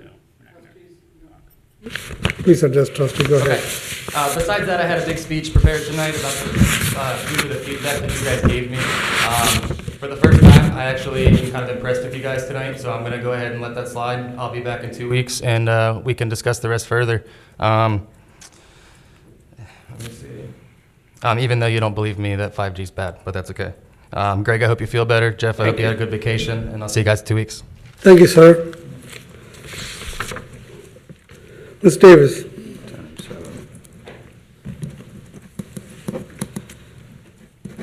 Who did the work on the website? Anybody know? Whatever, somebody fixed something, and it doesn't have as many bars going across the Rob, bottom our of IT it. director. Wonderful. There's still some more improvements that Bruce suggested and I support, but boy, was that a relief. I asked, I think at the last meeting, how somebody, and you guys were supposed to get back with me, how was it that our chief was reporting numbers to 321 cops for the last year and a half when we just started keeping tally of them in November. And nobody got back with me to explain where the chief is coming up with these numbers. And I did confirm and looked back into the reports, and, you know, he was claiming exact numbers on the number of calls coming into 321 cops. And did anybody ever have a chance to find out where Denny came up with those numbers, or? Go ahead and continue to talk, ma'am, please. Okay. And the last thing is, if I heard this right on this development for Joseph, they're a good corporate citizen. I always want the businesses to succeed.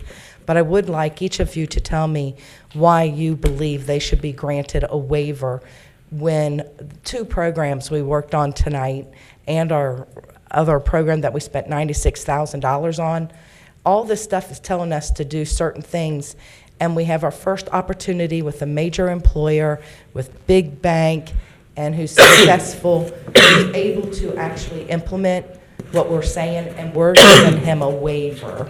I find that very concerning, and I would like you guys to tell me why you support them being given a waiver when we're taking people to court, having them arrested, and, you know, put on house arrest and assessing taxes to average citizens, but we won't bother to enforce our laws when we have a good corporate citizen like Joseph that is capable.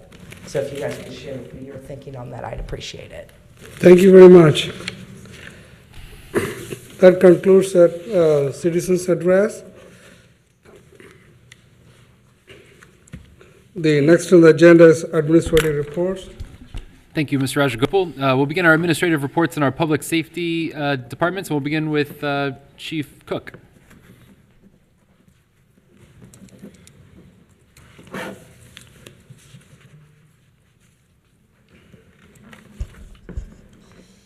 Good evening, Board. Good evening. The only item I have to report this evening is our emergency incident activity for the month of June. There were 674 emergency medical incidents provided, answered by our units. 161, sorry, I didn't bring my glasses up. Yeah, 161 fire-related incidents. We responded 27 times into the contract area of Springfield Township for EMS responses. 2 significant building fire incidents during the month. One in the 2700 block of Struble Road on Saturday, June the 8th. And the second occurred on June 30th in the 6200 block of Castlestone Lane. Our incident response time during June, average response time was 5 minutes and 11 seconds to the scene. First unit on the scene arrived in less than 6 seconds, 72.7% of the time. 6 minutes. Yes. Yeah. Thank you very much. Appreciate it. Thank you, Frank. Thank you. You're the best. Very good. Next, we'll have the police administrative report given by Lieutenant Mike Owens.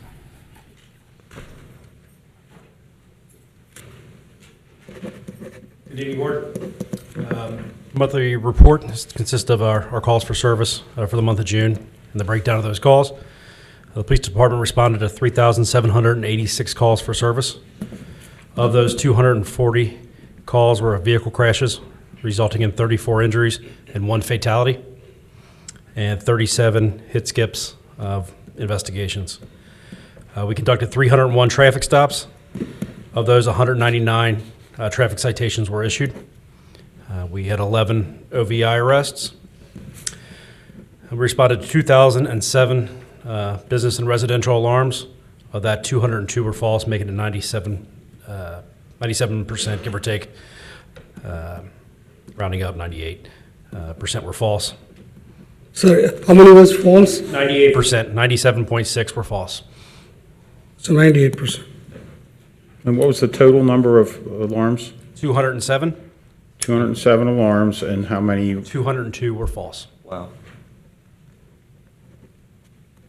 65% of our calls we responded to within 5 minutes. We arrested 193 individuals for the month of June, and we had 24 new cases assigned to the investigative unit. That's all I have for tonight. Thank you, Thank you. Lieutenant. in the town of Owens. Next, we have Kevin Schwartzoff in our Public Services Department.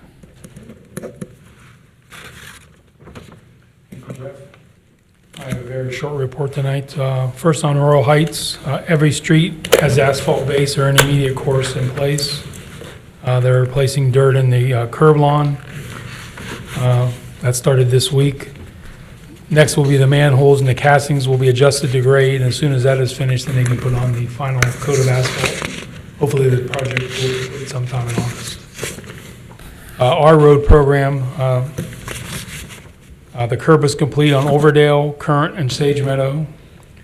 The curb is being removed currently on Regal and being replaced as they remove it. And they've cut the curb on Twin Willow.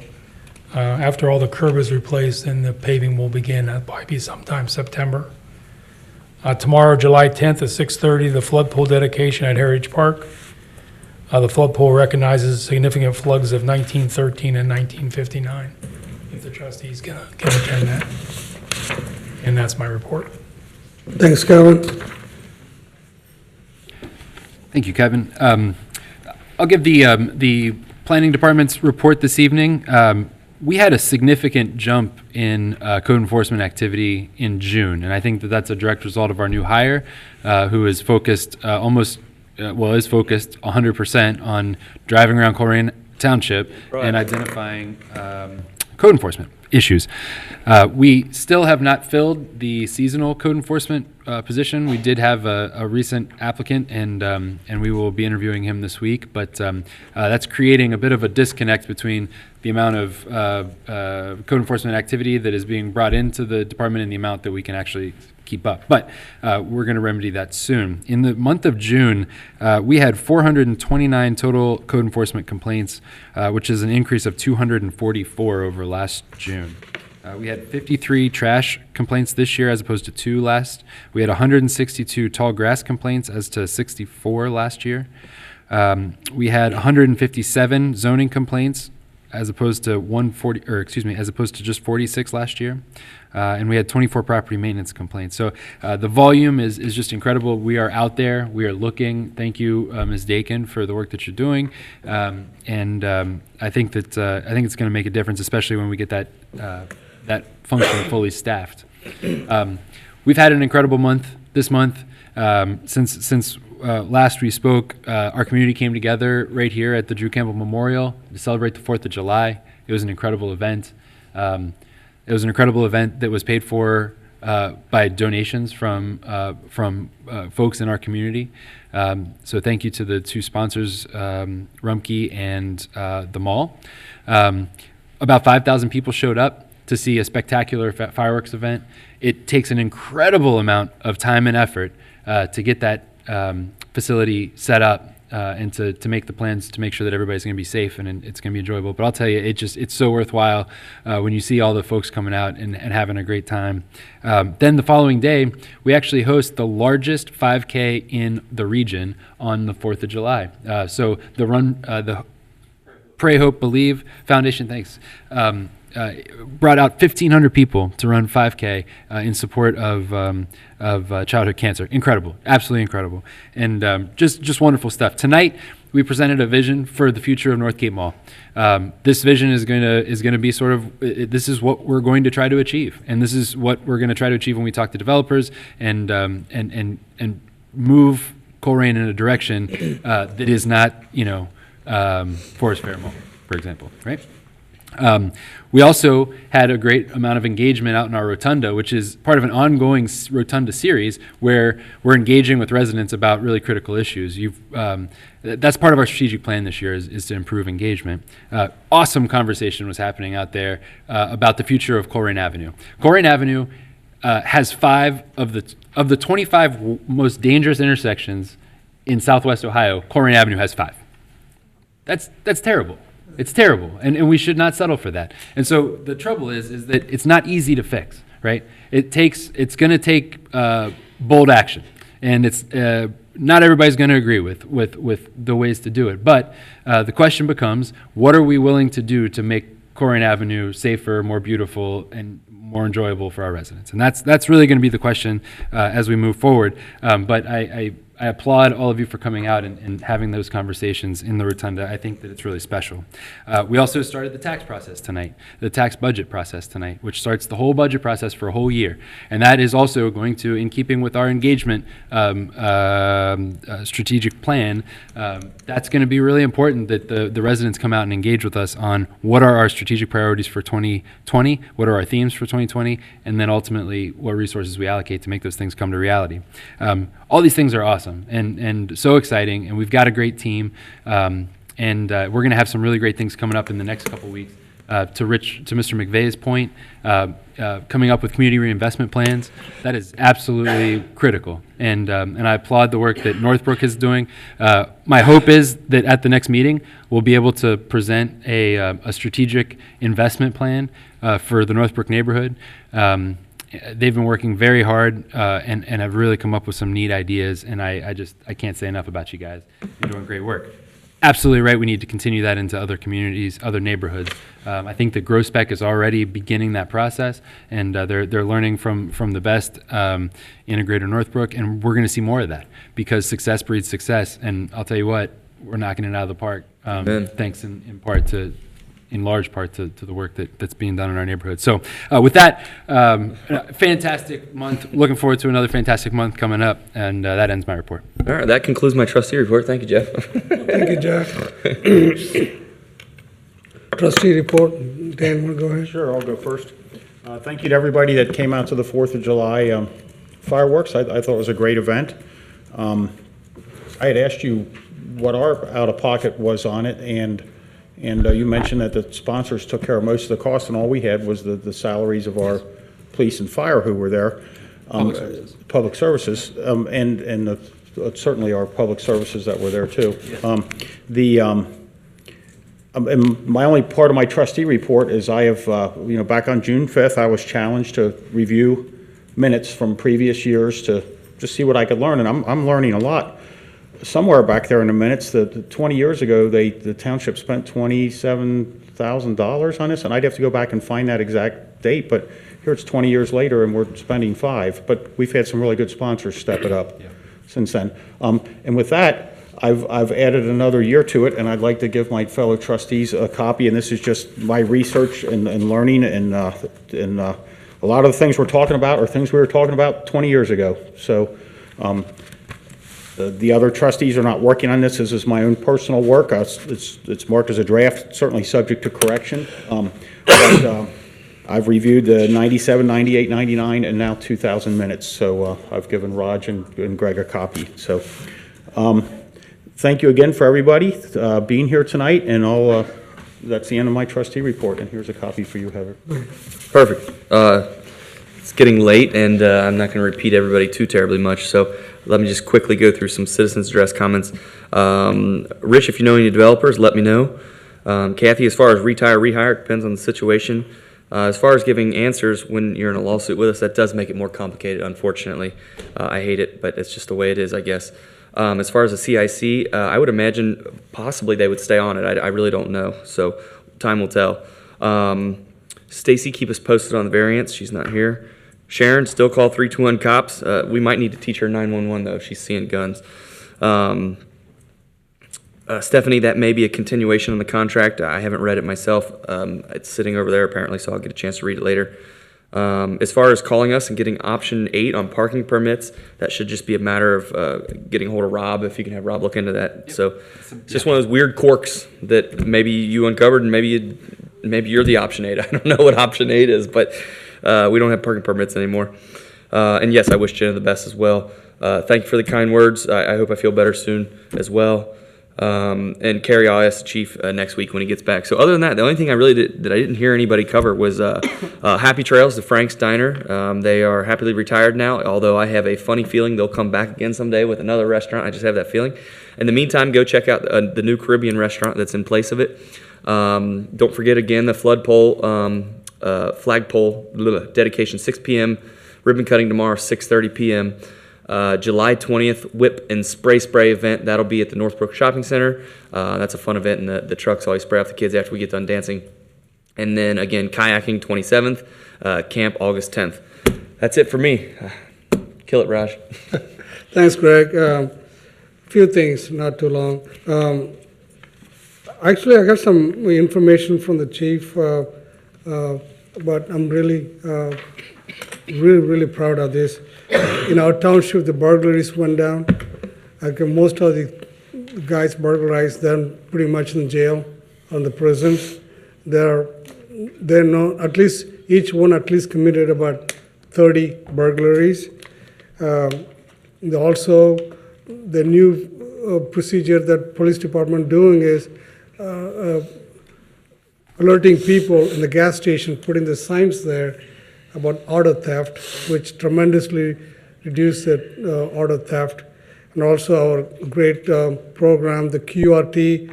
Chief, this started in 2015. Around that time, QRT, like I said many times, #1 in the country. We're really proud of the program. Everybody talks about that. And significantly, the overdose death gone down Colerain Township. That's amazing. And also, the drug-related crimes also went down.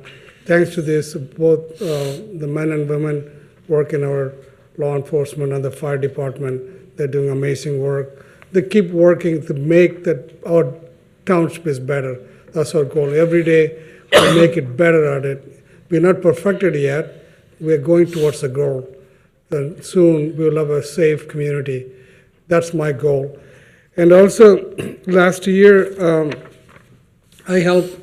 It's very important that as a citizens, we need to take care of our elderly people. This brutal heat wave going on, please go and check on any older people that you know of that are living alone. And just knock on the door, say how they're doing, if they're needing any help. And please help. We need to help our fellow citizens, fellow residents.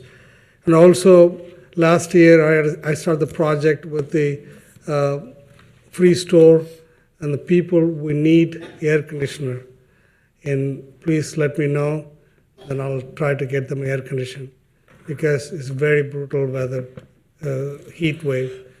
So if you know of anyone in your neighborhood that need a air conditioner, please let me know. I'll make arrangement. They will get one. That's my report. Thank you. I can vouch for Raj with the air conditioning. He does great. I saw it in work, and much respect for that. Thank you. Thank you, Greg. Raj, I had one comment about the phone tripping to parking permits. So anybody knows, if you call the township and it goes to me, it should forward right to my cell phone, which is how I set it up the first month I was here. Great. So that's not my phone that's going to, but. It's mine. If you call me, I'll sell you a parking permit. Okay. I got pool passes too. Yeah, talk to Rob. Elevator permit? Huh? Talk to Rob and get that corrected then. Yeah. I never stopped selling them. Talk to Rob and get that corrected. That's not my phone. We will. And if anybody ever comes across that, just a simple phone call, just give us a call. We'll get it taken care of. All right. So the first item of new business this evening is public safety, and it's a motion to accept a monetary donation. Chief Cook will handle this agenda item. Thanks, Chief Cook. I'll make the motion to approve the. Come on, Greg. I'll make it short and sweet. So we have one item for the board to consider this evening, and that's to recommend the acceptance of a $100 cash donation. Request authorization to accept the monetary donation from Mr. Matt Lemming of Oak Creek Drive. It's an appreciation for emergency medical services provided to his wife during the latter part of last year. We have motion. I'll make the motion. Okay. I second it. Any discussions? Yeah, so where does that go into the general fund account for the fire department, or where does that go? Yes, and it goes into the fire department's account to be utilized. Great, okay, that's all. Thank you. Thank you, Chief. We have any other further discussions? Roll call, please. Mr. Enscombe? Aye. Mr. Rajagopal? Aye. And Mr. Rogers? Aye. Thank you very much, board. Have a good evening. Thank you, Chief. Very good. The next item of new business is in the Public Services Departments, and Kevin Schwartzoff will present it. I also have a motion to accept the donation. I recommend adoption of a motion to accept a $1,000 donation from the Colerain Chamber of Commerce. The Colerain Chamber of Commerce would like to donate $1,000 to be used towards the Colerain Township Megaland Playground Replacement Project. That's exceptional. Thank you. I'll make the motion. Any discussion? I second. Any discussions? Thank you to everyone who has donated to this project. Yes. We're a little over $31,000 in donations now. Nice. Hopefully, we'll still continue to. Best is yet to come. accept some. Yeah. Thank you, Kevin. Thank you. Thanks, So it's Chamber. motioned and seconded, or? Yeah. I made the motion. No, more discussion. Roll call, So please. who offered the second? I did. Okay. Shall I call the roll then? Is that Yes, it? please. Yes, no Okay. more discussion. Mr. Inscombe? Aye. Mr. Rajagopal? Aye. Mr. Unger? Aye. Thank you, Board. The next item on the agenda is a resolution declaring nuisance and ordering abatements.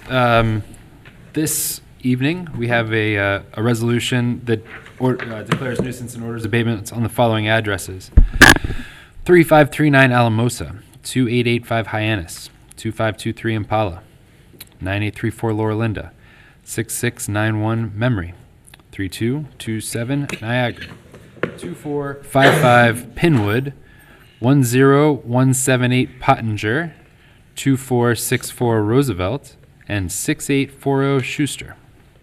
Recommendations to approve. I would motion that we approve the list that Jeff just read. I'll offer a second. Any discussions? None from I. Not for mine. Roll call, please. Mr. Inscombe? Aye. Mr. Rajagopal? Aye. And Mr. Unger? Aye. Thank you, Board. The next item is also from the Planning and Zoning Department. It is the recommendation to adopt a motion to set a public hearing on August 13th, 2019 for a zone map amendment. The zone map amendment is for zoning case ZA 2019-4, and it's at 3067 Harry Lee Lane.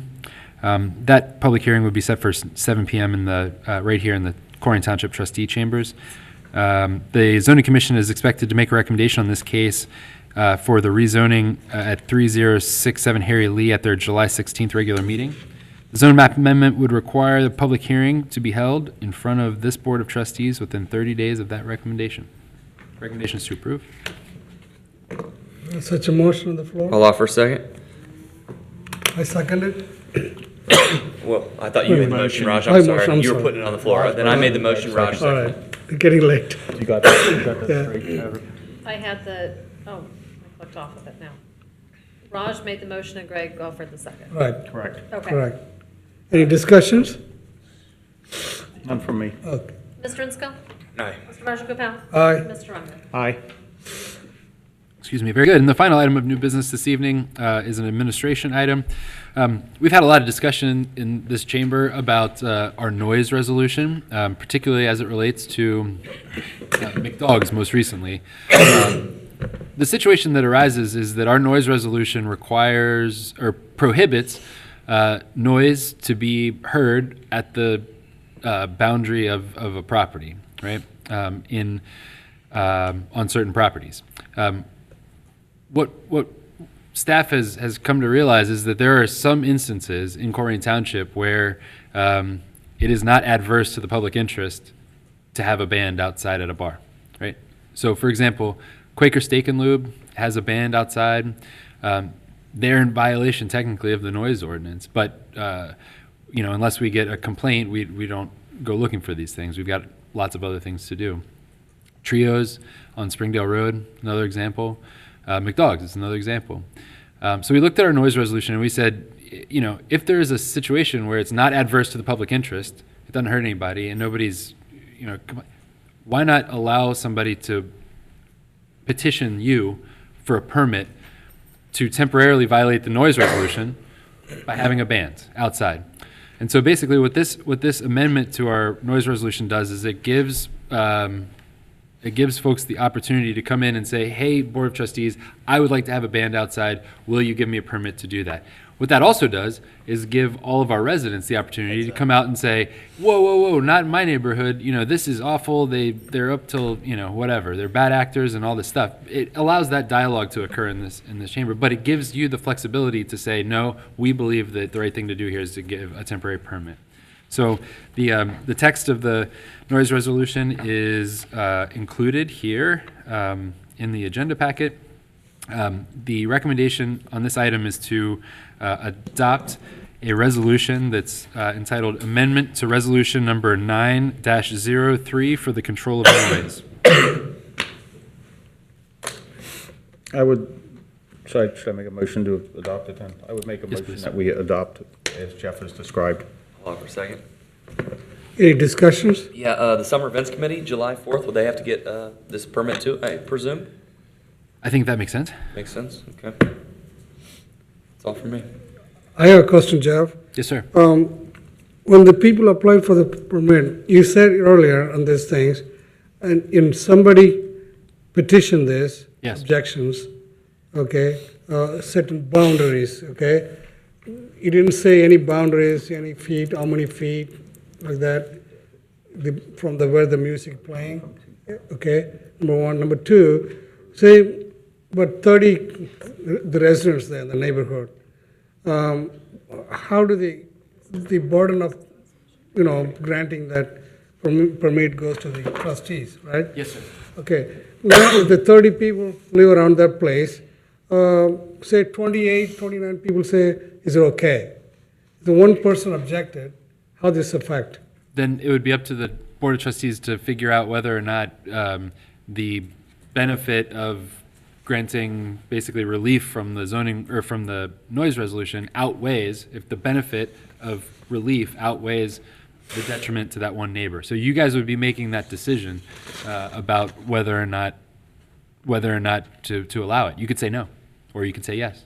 It gives you that ability. Give us enough notice, obviously, 2 to 4 weeks, Yes. It would have to be before a trustee meeting.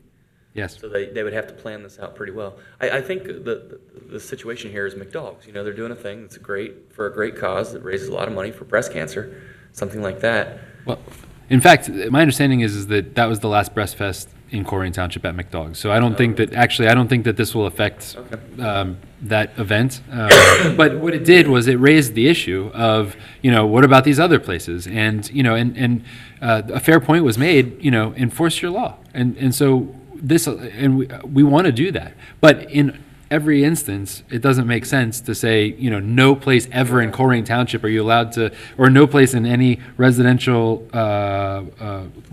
zoned, piece of land or at an establishment that has a D permit, basically a liquor license, none of those places should ever have a band outside? I don't know. I mean, that's up to, with this, I say that's wrong. And there are certain instances where they should be able to get relief. And I think that this forum is a great forum for that because it provides the opportunity for residents to come in and say, wait a minute, this is not what they're saying it is. I live next to it. I don't like it. Please, trustees, don't do that. And then it gives you the opportunity to say yes or no. So we get to be the bad guys. Josh, that's how this works. I mean, if you want to give me, we felt like that was the most fair because it was transparent and out in the open, and we're having this discussion publicly. Yeah. If you want us to come back to you with a different possibility, like the police chief can give it, or I can give it, or whatever you want, we can come back with that. But is that police recommendation? The recommendation is as written. Any further discussion? No, not for my. Okay. Roll call, please. Mr. Minsko? We'll see how it goes. Aye. Mr. Rajagopal? Aye. And Mr. Rucker? Aye. Very good. And then the last bit of business that I'm handling tonight is the consent agenda. As always, we recommend approval of all of the consent items, and typically this is done in a single motion. The motion would be I move to accept all consent agenda items. On the consent agenda tonight, we have a contract with the State of Ohio for excess Department of Defense property. That is property that the federal government deems obsolete and gives to the township. We also have a renewal of benefits for the 2019-2020 plan year, and let me just pause here and say how absolutely thrilled I am that instead of the 18% increase that we were budgeting, we actually were able to get a 7% decrease in our health insurance this year. It's unbelievable. And so, I mean, that really saves us a ton of money. And that, for example, was not something that was plugged into the tax budget today because we didn't have the opportunity to do that. When that reduction does get plugged into the budget, you'll see a reduction. That's really exciting stuff. The third item on the consent agenda is a motion to approve the change of pay status for part-time employee. Let me get there here in my packet. That part-time employee is Leah McMillan. She would go from summer camp counselor to summer camp director. Her new rate of pay would be $15 an hour, and that rate of pay would be retroactive to July 1st, 2019, when she began those duties. And finally, we have a new hire in the fire and EMS department, and that new hire is Kelsey Allen. The idea is that she would become a full-time firefighter, paramedic, EMT. The position was posted, applications are received, and interviews conducted. Conditional offer of employment was extended to Ms. Allen. The wage for the job is $15.93 per hour. She would begin work July 14th, 2019, if approved tonight, and would serve a probationary period of 1 year. I can say that I've never heard a more glowing review of an interview. Apparently this was like an interview that should be recorded and disseminated. Like she did a fantastic job. So anyway, those are the items on the consent agenda. The recommendation is to make a motion to approve all items on the consent agenda. I'll make the motion. And I'll second it. No, all of the items. The consent agenda, it's a time saver. So we put all of the things that are like not, so right now we put all the contracts that you've already given me the authorization to sign, but in the interest of transparency, I put back on here to let everybody know what contracts I'm signing. And then we put new hires on the consent agenda. So you can make one motion to approve all of the items on the consent agenda. And Greg motioned and I seconded. Did you want to break them out, Raj? I think that's what we've been doing previously. Yeah, and that's So the reason why we've been doing that previously, Raj, is because I've been abstaining on some of them because they were summer camp hires, which actually I would do again on this one, but I don't know, I feel confident there's no reason these other ones would get, That shut person's down. already hired. Yeah. If you want to break them out individually, there's no reason to have a consent agenda, right?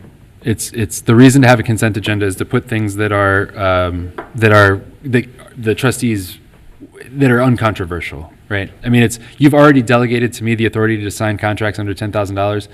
I put them on the consent agenda just for transparency's sake. This is just a transparency thing. I'm prepared to vote on them. Okay. I mean, is there any other? Okay, go ahead. And I do have a discussion item for it. I do, at the same rate as everybody else, purchase health insurance for my wife and I, and dental insurance and the vision insurance from the township. I don't think that affects my ability to vote on this because you've already negotiated that, and in fact, thank you for finding a reduction on it. Yes, enjoy that. I don't have any other discussion. Right here. No. Okay. Roll call, please. Mr. Inslee? Just how I have been because of item C. I'm going to abstain. Okay. Mr. Rajagopal? Aye. And Mr. Unger? Aye. Thank you, board. We got a lot accomplished tonight. Yeah, amen. You do a great job, Jeff. Thank you. Thanks. Okay, next to the agenda is fiscal office report. I'd just like to ask for the board's usual approval of payroll purchase orders and receipts. I would motion that we do such a thing. I'll offer a second. Any discussions? Not for mine. Not from I either, but I will have one comment Okay. before we adjourn. All right, let me call the roll here. Mr. Inslee? Aye. Mr. Rajagopal? Aye. And Mr. Unger? Aye. And I too wanted to express my thanks to the Summer Events Committee. Laying out there on a blanket with my son on my lap, I mean, he started with wow at the very beginning. And I don't think he stopped saying it. And it was such a wonderful family community event, and it made my heart happy. So thank you to the Summer Events Committee for all of their hard work and all of the other folks that worked so hard to make it all come together. Well said. I just want to make a comment. Greg, I know you haven't felt well all evening. In my year and a half on the board, you've been here for every meeting, and I appreciate you sticking it out and being here even though you don't feel well. Heather, in my year and a half on this board, I have not seen you miss any meetings. I know you have young children. You have not left a meeting early, and you've stayed pretty late sometimes, and you're missing some of that family time. And I thank you as a fiscal officer for not leaving early in my year and a half here, and I appreciate you staying till the end of the meeting and taking minutes. So that's very much appreciated. I have no other comments. Okay, Thanks for your comment. great. The next on the agenda is executive sessions, if need. We don't need it. I'll make a motion not to. No executive sessions. Then the meeting is adjourned. No, you gotta call roll wait a before you minute, adjourn. wait a minute. I'm not hurry. Okay, Raj made the motion. No, there's no motion. No one's made a motion I yet. motion that we adjourn the meeting. Dan made a motion to adjourn the meeting. I will second it but before I second it, I just want to say, we had a lot of healthy, respectful suggestions during citizens' address and public hearing. That's the way it should be. Thank you all for your cooperation, except for this side of the room. They all had to use the restroom. And on that note, So you've seconded it? I'll second it. All right. Again, I thank all the residents in the meetings. We've been having a very meaningful meeting, which I was looking forward. And really, I thank everyone who spoke at the citizens' address and showed their concerns. Appreciate that, working with the trustees. Okay? Call the roll. Mr. All right, Inscoe? roll call. Aye. Mr. Ranjagopal? Aye. And Mr. Unger? Aye. Now you can do it, Raj. Do it. Do it. Meeting is adjourned.